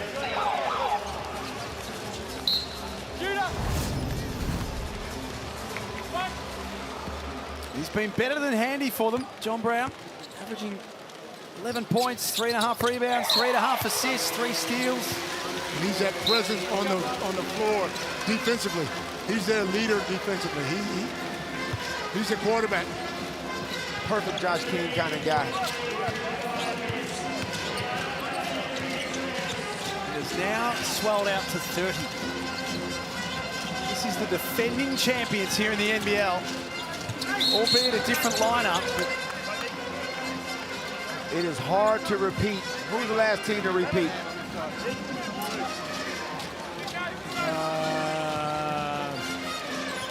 And how much roster change happens from a team when they win a championship? I mean, I know we couldn't repeat over 24 years ago. But J-Mo, don't start. You've been talking about Illawarra auction. They'll be all right. And now you want to get talking about it's hard to repeat. I'm just saying, Coach, statistically speaking, it's hard to repeat. Hard to repeat. Sydney Kings 22-23. How could I forget? It was only a couple of years ago. Yeah. That was Angus Glover. Yeah. Hard to repeat. It's hard to repeat. Somewhere at home, Chris Pongras, the GM of the Sydney Kings, watching this game going, wasn't it us a couple of years ago? That's my bad. Look at them excuses now because you down by 50. I'm not panicking, but I'm alarmed. Seriously alarmed. That is alarming.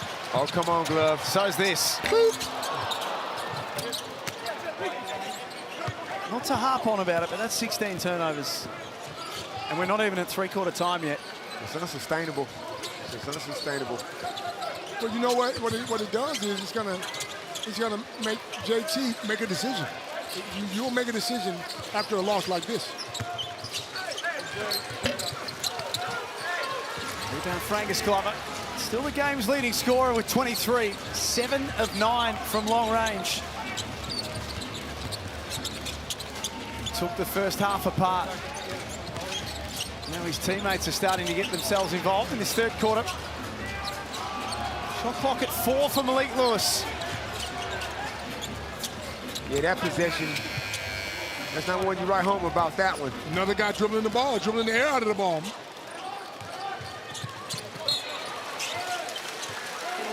You got to have somebody on the team that can recognize in the moment when it's gone pear-shaped in the offense. Like everybody can't be silent. Because everybody's a genius after the game. Everybody's a genius in timeouts and huddles. You got to be smart out there on the floor in live action.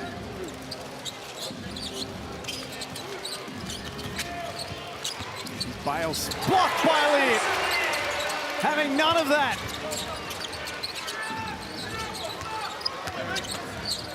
Late clock for the Hawks. Peatling with the left hand, left it short.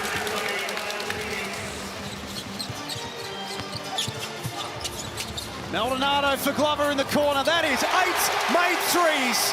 Angus Glover with a new career high. Beautiful shot. Just so confident when he lets it go. And look at the extra pass, too. Hunter Maldonado pushing in transition. He didn't try to shoot anything crazy. 7 assists for Hunter Maldonado. I think he was averaging 5 in like maybe 15 minutes of playing time. That's 17 assists for Southeast Melbourne on 28 makes.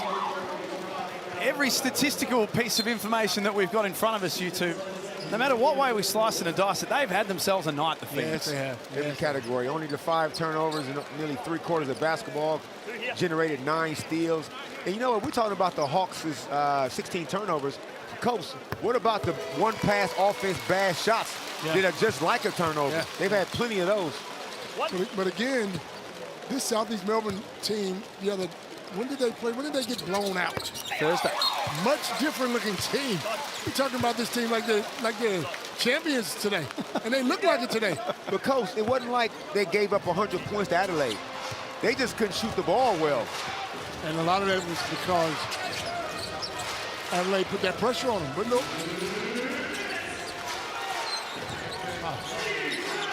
Bolden a long way from the basket. They get it back into the hands of the right man, Tyler Harvey. He's checked back in to try and add a bit of respectability to this scoreline. And I'm loving the Ketcheleer's defense. But Ketcheleer didn't get a whole lot of opportunity in Melbourne United because they were just so deep. But you can see right now, Coach, he can shoot the three. He can obviously defend everybody on the perimeter. He can play multiple positions. Because now they got him playing the 5, and he's not a 5-man. Minute 34 before three-quarter time. What's the post game like, Coach? The pass out. He's Glover for 9. Almost. Might get another look at it here. This time puts the ball on the floor and drives. Bolden blocks the shot. They got some long players on that team, man.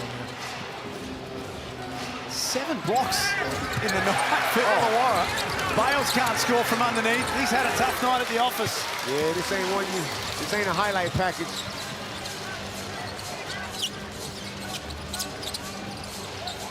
Now he's got the task of trying to guard Angus Glover, who is in a mood. Pass.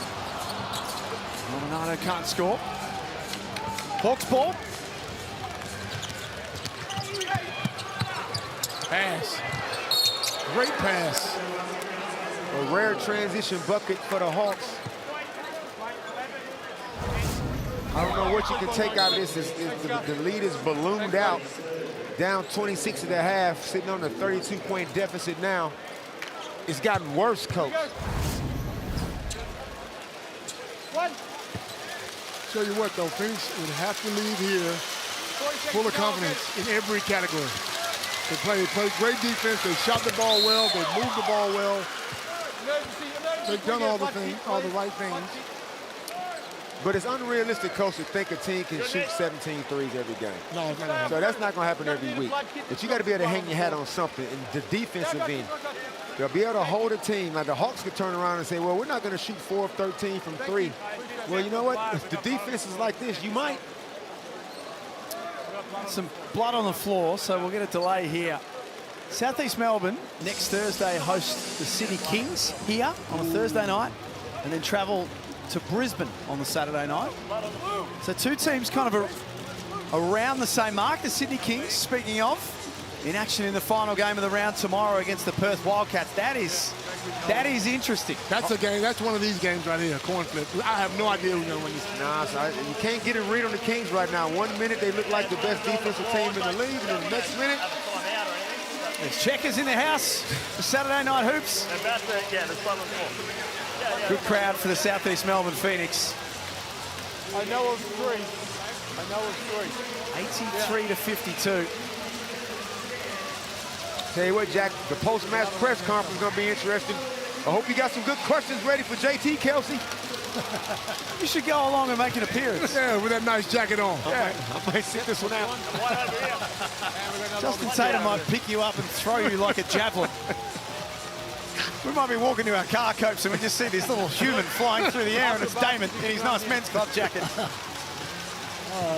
It's like those vortexes that you take to the beach.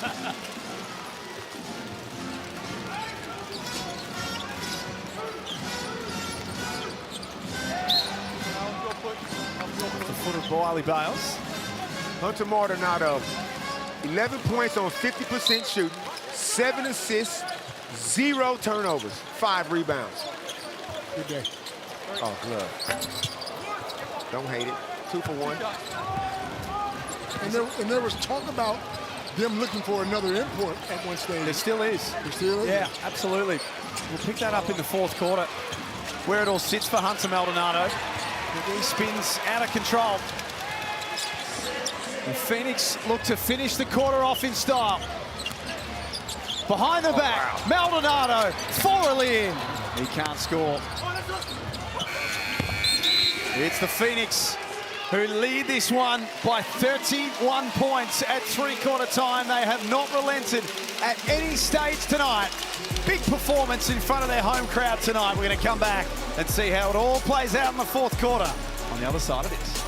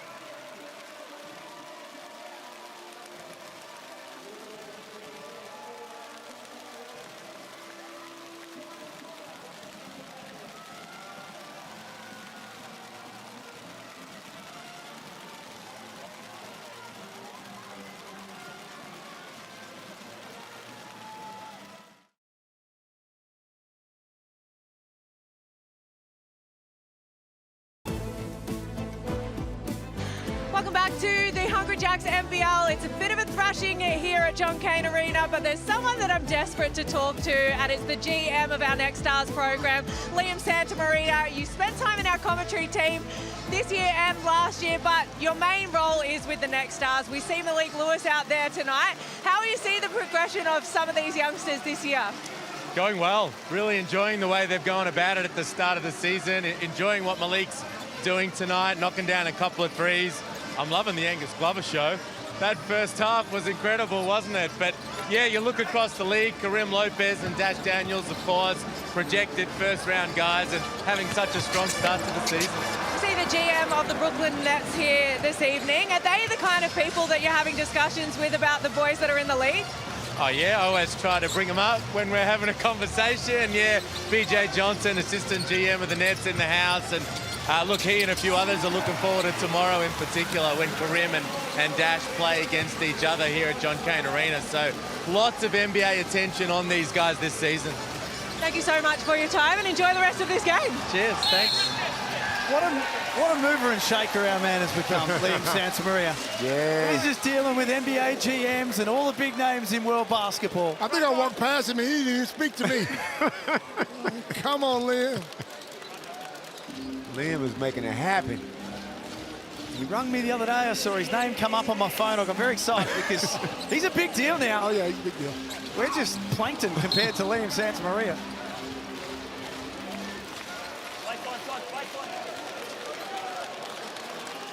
So what can Illawarra try and take from this final quarter? Look, just nobody get hurt. And we got to talk about this when we get on the plane, we get in the hotel, but when we get back home, there are no moral victories whatsoever. But try to play this quarter. Try to clean up some of the mistakes. Try to play without turnovers. Try to move the ball. Learn from this beat down. Oh, they could have fouled him out. They just did. That is sensational from Nathan Sobey.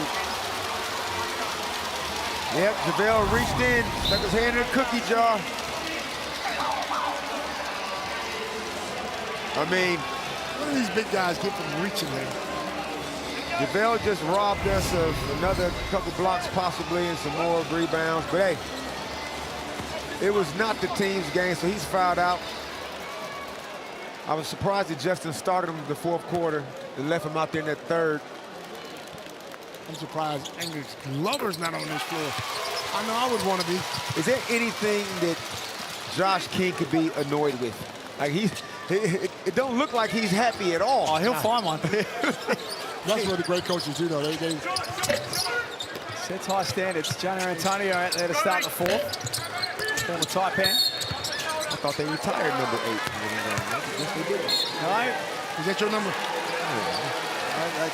They got that one back out as soon as they could. Did they tell you they're going to retire your number? No, I was just thought it might have been a chance. Todd Blanchfield picks up a technical foul. There's a sentence we don't say often. Now, it's good Jonah getting a crack. I mean, he was at Cairns last year. Didn't get got a little bit of opportunity. So trying to keep his career alive in the gong. We all know he can get hot real quick. With a game like this, you go back to the drawing board, you watch tape, and you call everyone out. Everybody. Everybody. Yep. The big fella, if you made a mistake, you call him out, just so they know we've seen it. You don't have to be harsh about it, but you got to let them know we got to get better. And the only way that's going to happen is truth telling. That's 100%. Foxwell gave it up for Brown. Jonah Bolden will have to play some fairly deep minutes in this last term. JaVale McGee fouling out. 22 points and 11 rebounds. His double-double run continues. Lansfield barely draws iron.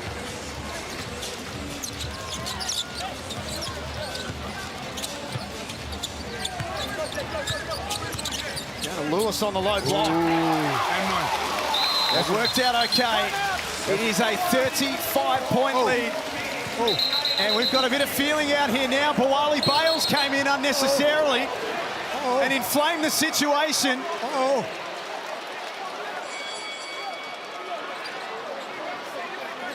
Southeast Melbourne do not need to get caught up in this with the night that they've had. No, sir. 91-56 at John Cain Arena.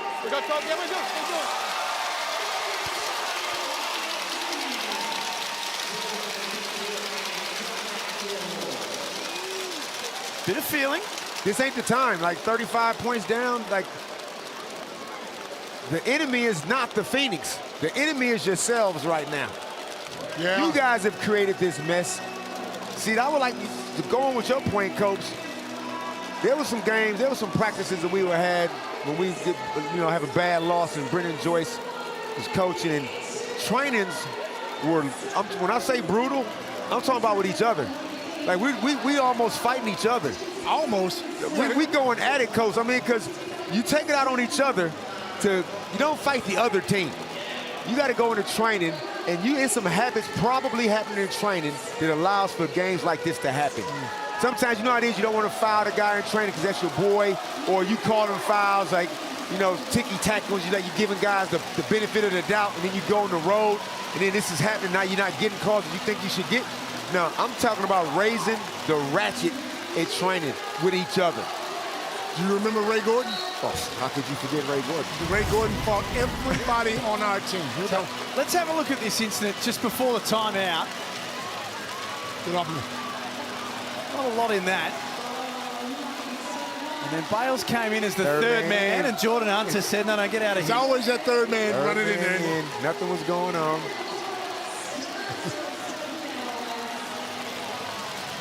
Like Malik Lewis gave Tyler that body work down there on the box. And he said, you can't guard me. Tyler didn't like it. Tyler tried to pull the chair on the young next star. He didn't like it. And Malik probably said something to him, but whatever. But Tyler, like I said, they're not the enemy. So we have 4 techs here. Bales, Lewis, Harvey, and Hunter. Oh, okay, well, no need to even tell us about it. So they all cancel out. He should have hit the other goes. I should have got my money's worth. Jordy went in as a peacemaker, ends up with a tech. Oh, Lordy. Both Harvey and Lewis. I've explained it to you. Thank you. Let it go, Josh. Let it go, man. 35-point lead, 7 minutes to go. And he's out of voice too, Josh King. Yeah, he is gone. They're 35 up and he's lost his voice. Make him scream so he can't yell at us in practice tomorrow. These games in quick turnarounds are no good for his throat. Oh, Lordy. That was an alley-oop for Harry, but I don't think Harry realized it was an alley-oop. Jonah Antonio, he's out there on the floor to do. This is the first look. Second time around, makes the adjustment. One short, one long. Kobe, what stage do you pull your starters if you Josh King? What stage? I don't pull them. Leave them out there. Let them suffer. Normal. Let them suffer. No, I'm talking about Josh King. Josh. I'm sorry. Like, he got his starting 5 out there. Yeah. Probably pull him. You can pull him now. Maybe 5-minute mark, huh? Give him another minute and a half. Give those young boys some minutes. Josh is still begging for him to push the ball. He's relentless, isn't he? He coaches every single second. He didn't even look at the rim. He was looking down when he tried to dunk that thing. Harry Froling stayed. Luckily for him, Jordy Hunter didn't finish that jam.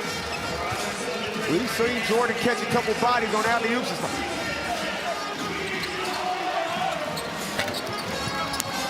Angus Glover coming to the scorer's table. Just walked past Copes and basically said, are you not entertained? I'm entertained. New career high for him. Go pass it.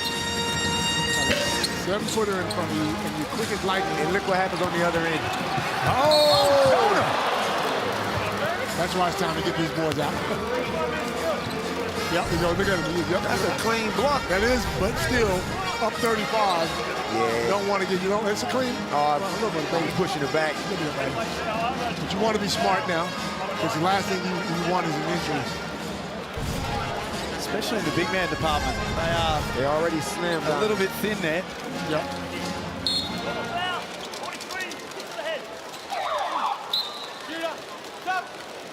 Hunter on the line. 6 points, 9 rebounds, 2 assists. Jordy had a solid game. Pulled JaVale McGee out, hit a couple 3 balls, just played his role. Tyler Harvey, unfortunately. He asked me how many more do I want. Give me 3 more, Glover, please. Make some noise, son.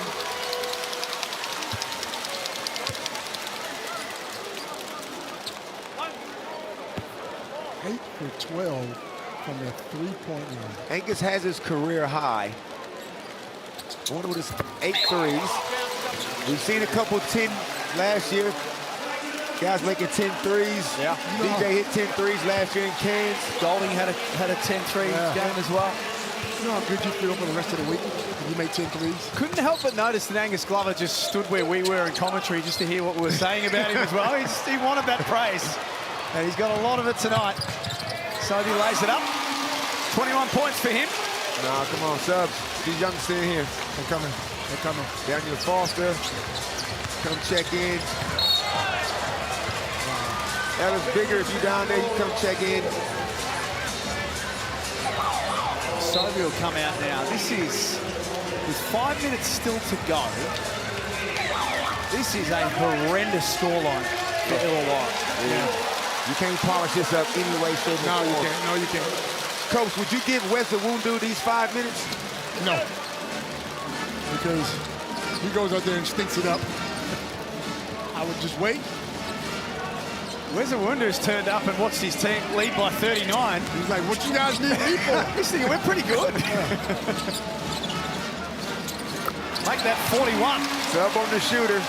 Come on out of there, JB.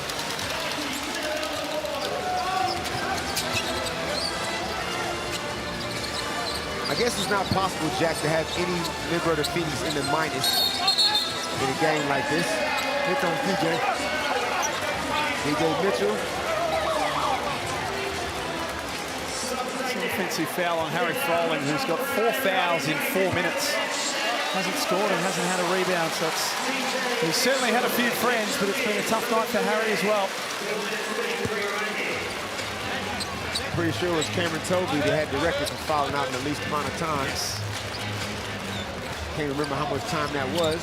I want to say 6 minutes. Look at that. Everything working for Southeast Melbourne. Foster with the jam. Surely. This is a nasty quarter for the Breeder. Shoot some free throws to try and change that. Kelsey Brown. Pretty dejected bench down here for the Hawks. No talk, no discussions. Everyone's looking quite flat. In the last time out, Justin Tatum said, this is about us now. It's not about them. It's not about fighting or anything like that. It's about what we can do in these last 4 minutes. But I do have a question for you, Leonard. Is this apparent how big Sam Froling is for this unit? We don't talk about him a lot. We're talking about the point guards. But Sam Froling was such an integral part of that chip last year. He must be the glue to this team for them to have started this season 1-5 now. Absolutely. He was terrific. He's been terrific the last 8 years. But the way he played, I mean, the way he scored, the way he rebounded. And remember, he's still young, but he was a young leader. You know, he was the guy on the floor to bring them in and huddle when they made mistakes. They can't wait to get him back. Achilles injury for Sam Froling, suffered in last year's championship series. So, is he close, or do we know? Apparently he'll be back sooner than expected. It'd still be after Christmas, you would think. And yeah, so this makes Illawarra 1-4 now.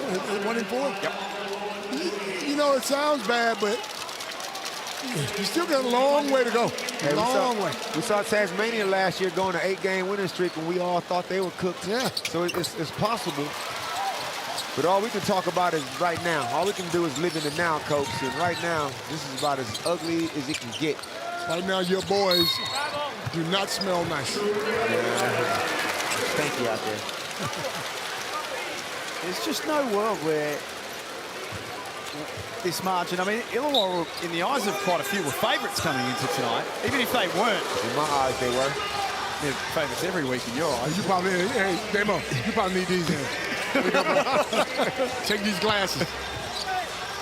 Wow, they're just going at will, though. It's just so easy.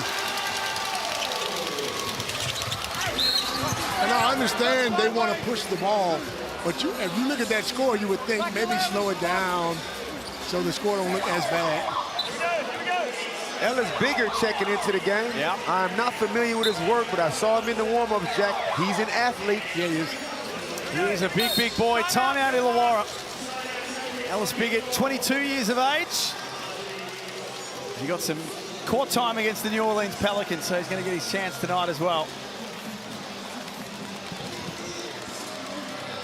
3 minutes and 27 seconds left, mercifully. I would love to know. For the Hawks, I should say. Sorry, Dave. Yep. The Jack, for a team just coming off of a championship. Here's what we've got coming up tomorrow, by the way, too. Speaking of championships, Melbourne United have done everything that they could so far to put themselves in the hunt for the championship, yet to lose a game. Now, obviously, they lost the last 2 championships in the Game 5. But, Coach, I feel that Melbourne United are better than they were last year. Even that champ, they could have been the champs. The roster that Dean Vickerman has put together, the way these 3 imports have gelled, still with Shea Illy to come back into the lineup. Do you see any flaw as of today? I think what Melbourne United have done is they have a replacement for every player. They got a great starting 5, but there's somebody coming in for every player behind them that is just as talented.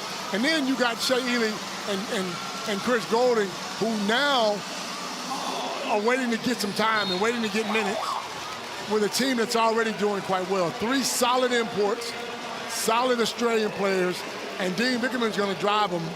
And you know, he's going to get the best out of his players, and he always has. Just looking at some of the biggest margins, Justin Tatum is out of answers. 50 with a coach's challenge for Josh King. 55. You don't have to go back too far. The Kings beat the Phoenix by a couple of years ago. In more recent times, there's been a couple of 50 pieces. The Razorbacks beat the Breakers by 50 in 2006. Kings put a 49 piece on the Bullets. We've got a coach's challenge here. Josh is challenging this. Does Josh realize we got places to be, Coach? We got burgers to eat. And Josh realized his game started late. we got to get to Hungry Jack's. Come on, Josh. I got to get to bed, man. No, you don't. Don't you dare tell us that you're going to bed after I'm going to bed, bro. There is a night spot somewhere in Melbourne. No, sir. I'm Bernard Copeland's name on it as soon as we finish, Damon. I'm working tomorrow. We ain't buying that for a second. I'm working tomorrow, bro. I'm on ABC in the morning, bro. Give it a plug, Coach. ABC. Yes, sir. What's that? The name of the nightclub, is it? Shots late. Coach's challenge successful. They winning everything, even the coach's challenges. It'll be a jump ball. I always wonder, the referees get a little bit ticked off when they have too many of these and they've proven themselves wrong. Do they get a little ticked off? Think about it. Now, because 40 up in Cairns, he calls it he'll call them back to back to back. He don't care. Yeah. And if the referees are wrong and he's right. If you was a ref, would you just quietly under your breath have a little word to say to the coach? Like, So what happens when it's unsuccessful? Does the referee have a little fist bump again? Yeah, gotcha. Gotcha. Over here. Foul over here.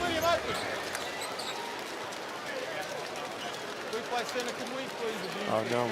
Checking for an act of violence. Daniel Greeder caught Foster with an elbow that has split him open instantly. Yep.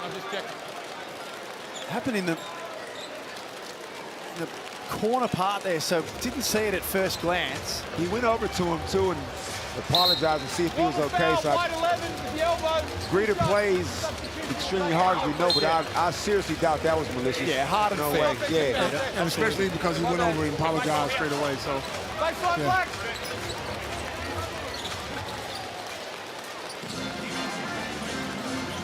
DJ Mitchell getting some minutes late. He's out there with Ryan, Bigger, Aaliyah, and Maldonado for the Hawks. Ball, Antonio, McDowell, White, Greeter, and Froling. Maldonado got 3 minutes. Jack did not get a turnover with his 8 assists, 0 turnovers.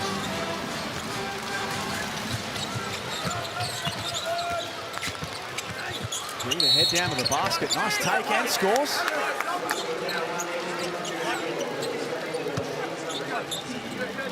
Young Patty Ryan, what can you tell us about his work, Jack? Another youngster I'm not familiar with his work. Played with Keilor, NBL 1 South this season, just gone. Product of the COE. He's there for a couple of years as well. He's worked his way up. 4 years of college in Division 2. Okay. I don't know his mum and dad's name or his dog's name. That's all you got for me? Okay. That'll do for now. Certainly more than you had. That'll do for now. Well, let's run a play for these youngsters. I want to see Hunter. We don't need to see you shoot. Run a play for the youngsters.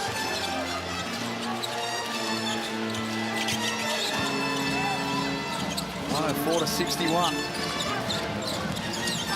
This has been an absolute mauling. we can do that. We can do that. Now, we are familiar with DJ Mitchell's work. Not quite in the main rotation. We got all the talent in the world. Oh, taking the flip-flop loop. What was that? Wow. What did he give you? The flip-flop loop. I like that. Not again, not again. Oh, foul this time. Look at this score, man. Now, let me tell you something. Obviously, Southeast Melbourne played great, but to see this score, if you don't get angry about this score as a player on that team, there's something wrong. Am I making noise here? No. You're 100% right. But I'm saying, what you gonna do with this anger? And what you gonna do with it? We're gonna see a training session. It better not be any smiles and jokes, none of that. And whoever they playing next on the schedule, gonna get it. They better get it. Oh, yeah. Perth Wildcats have got them at home next Saturday night at RAC Arena. Perth already beat the Hawks up there. How long will it take for the Perth Wildcats to replace Mason Jones? They are looking. And will they go with a similar player? It's a really interesting time with the market, Damon. I was talking to Olgun Illich from ESPN before the game. To be honest, there's not a lot around at the moment. There's a lot of guys still waiting to see if they can pick up two-way contracts in the NBA or get these Exhibit 10 contracts. So there's no doubt a heap of interest to come to Australia and play in the NBL, but there's a lot of guys at the moment saying, just, can you give me a couple of weeks and let me just see what happens for them. Because you look at the rotation they got now, so you got Dante Russo-Nance, who starts. Then you got Jaron Ridley that comes off the bench. You got Benny Henshaw, who's not a point guard, but then obviously a bit of a combo. Do you just ride with those three coats and come in with, let's say, maybe a small forward, another 6'5", maybe small forward guy, or do you just definitely go a guard? I don't know, you know. Really is a pretty smart coach, and he knows what he needs. You know, I think they got a lot of talent on that team. What you don't want to do is bring someone in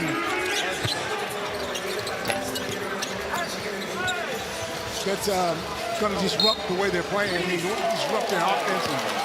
But so I mean, it's still early. You got time. Make sure the next person you bring in is the right person. You don't want to keep bringing in guys and sitting guys home. At what point does John, really the coach of the Perth Wildcats, turn to his son and say, "You're starting"? Well, the way he's been playing, I wouldn't be. I would put him in there right now. He's playing more minutes than the starting guard than Dante. True. So maybe they just don't want to rock the boat. I don't think Dante's playing bad. He's a smart, really is a smart player. I got a lot of time for him because of his IQ. Yeah. You know, he don't make mistakes on the floor. That's right.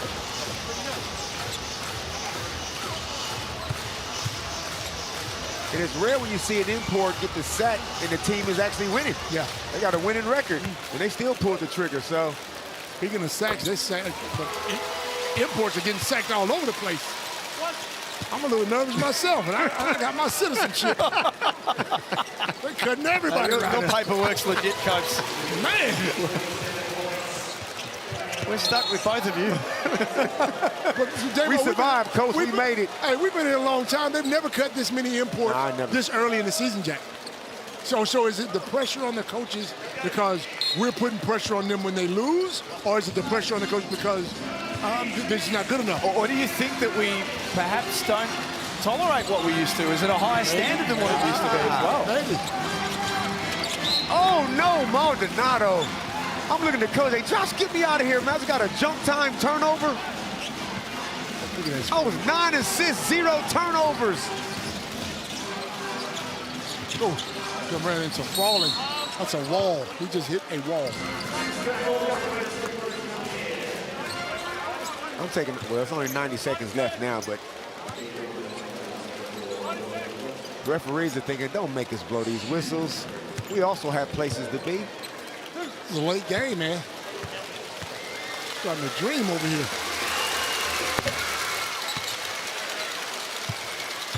So as the ladder stands, we need the Mitsubishi Motors ladder. So I would say, even though the Hawks are holding it up, how far outside of the current 6 are they? As far as you can say. As far as you can get. Tonight doesn't help, Damon. There they go. I can take the science out of that for you. Tonight does not help them. Maldonado steps back from deep. Is Ellis bigger? Oh, he long. Stripped. It's an appropriate turnover, isn't it? Can't get a turnover if you shoot it. That's a good pass. Oh, that would have been his 10th dime if Catch could have finished that and get the free throw. But the Southeast Melbourne fans would have to say, where is this team every week? So this is the hard part to work out with them, Copes. They lost. They won by 37 in round 1. They lost by 20 in round 2. They won by 6 in New Zealand after the NBA games, and they lost by 17 on Thursday night. And they lead by 1 million tonight. So what sort of team are they? They're a 3-2 team after today.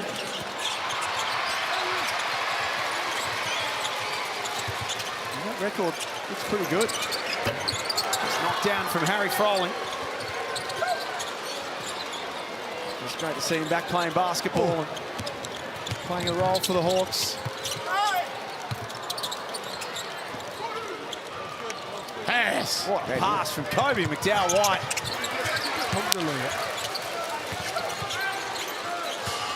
Rita can't cap it off. Oh, shoulder. That's the last thing they need is an injury late to anyone. They've already got a couple of guys missing Illawarra. That's that shoulder that's always out, isn't it? He's holding it. I don't know how. Yeah, he just ran into it. I mean, it was whether he heard, watched the pick or not, he definitely lowered his shoulder. So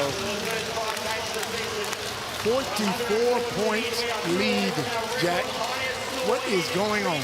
Another 70 points, Sam. I mean, Harry will make it 72, but we've seen a lot of these scores under 80. Wow. This is just...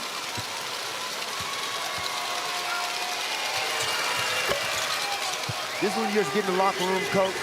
Just grab your stuff. Don't even change clothes, man. Get on the bus. Get on the bus. Get to the bus. With your uniform on. Nothing. Smelly, stinky. Get on the bus, man. We're going home. On the plane. A late 2 for DJ Mitchell.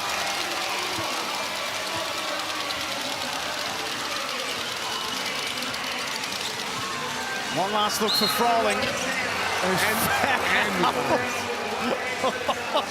Even Josh King wants to go home.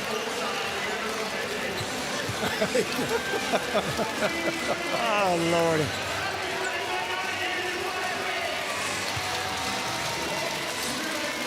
The Hawks got the money last year in the semi-final series. Southeast Melbourne get a little bit of revenge tonight. The Phoenix have absolutely scorched Illawarra in the fire pit.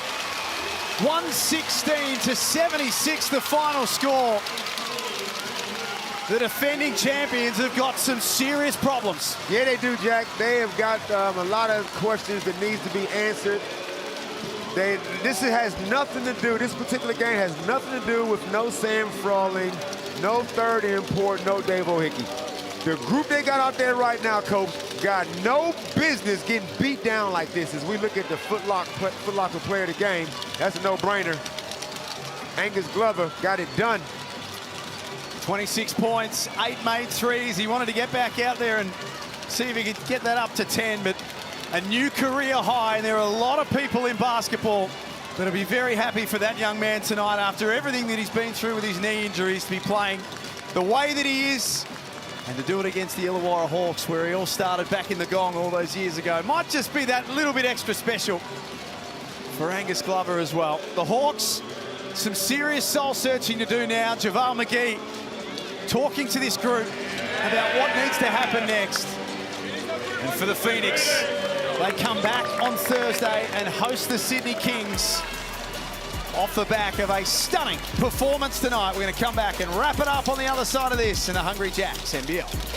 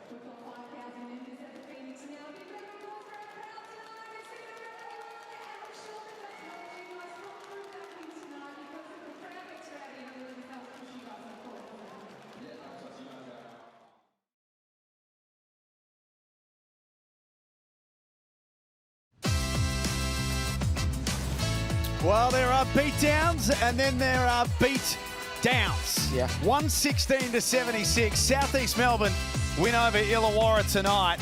What a night it was for the home team, and what a shocker it was for the defending champions. Absolutely, Jack. They came in, they meant business. They started from the word go, the way they shot the ball, the way they shot the threes. 45 threes they took for the game, but they were magnificent. In particular, Angus was just fantastic. I love the bounce back. They go to Adelaide, have a disappointing loss in the very next game. They're a response. And this is what Illawarra Hawks going to have to be able to do now. They're going to have to be able to get off the mat, lick your wounds as we look at the Mitsubishi Motors ladder. Coach, Illawarra's only one game behind the 6th place Sydney Kings in the loss column. No need to panic. Never any need to panic. It's still too early in the season. Tomorrow it's Melbourne United 6-0 that take on the New Zealand Breakers, and then straight after that the Sydney Kings and the Perth Wildcats in a bumper Sunday here in the Hungry Jacks NBL. But on behalf of Damon Lowry, Leonard Copeland, Kelsey Brown and our team behind the scenes who make the magic happen for us each and every night, thanks for being with us tonight. It is the Phoenix who win by 40 in a smashing at John Cain Arena.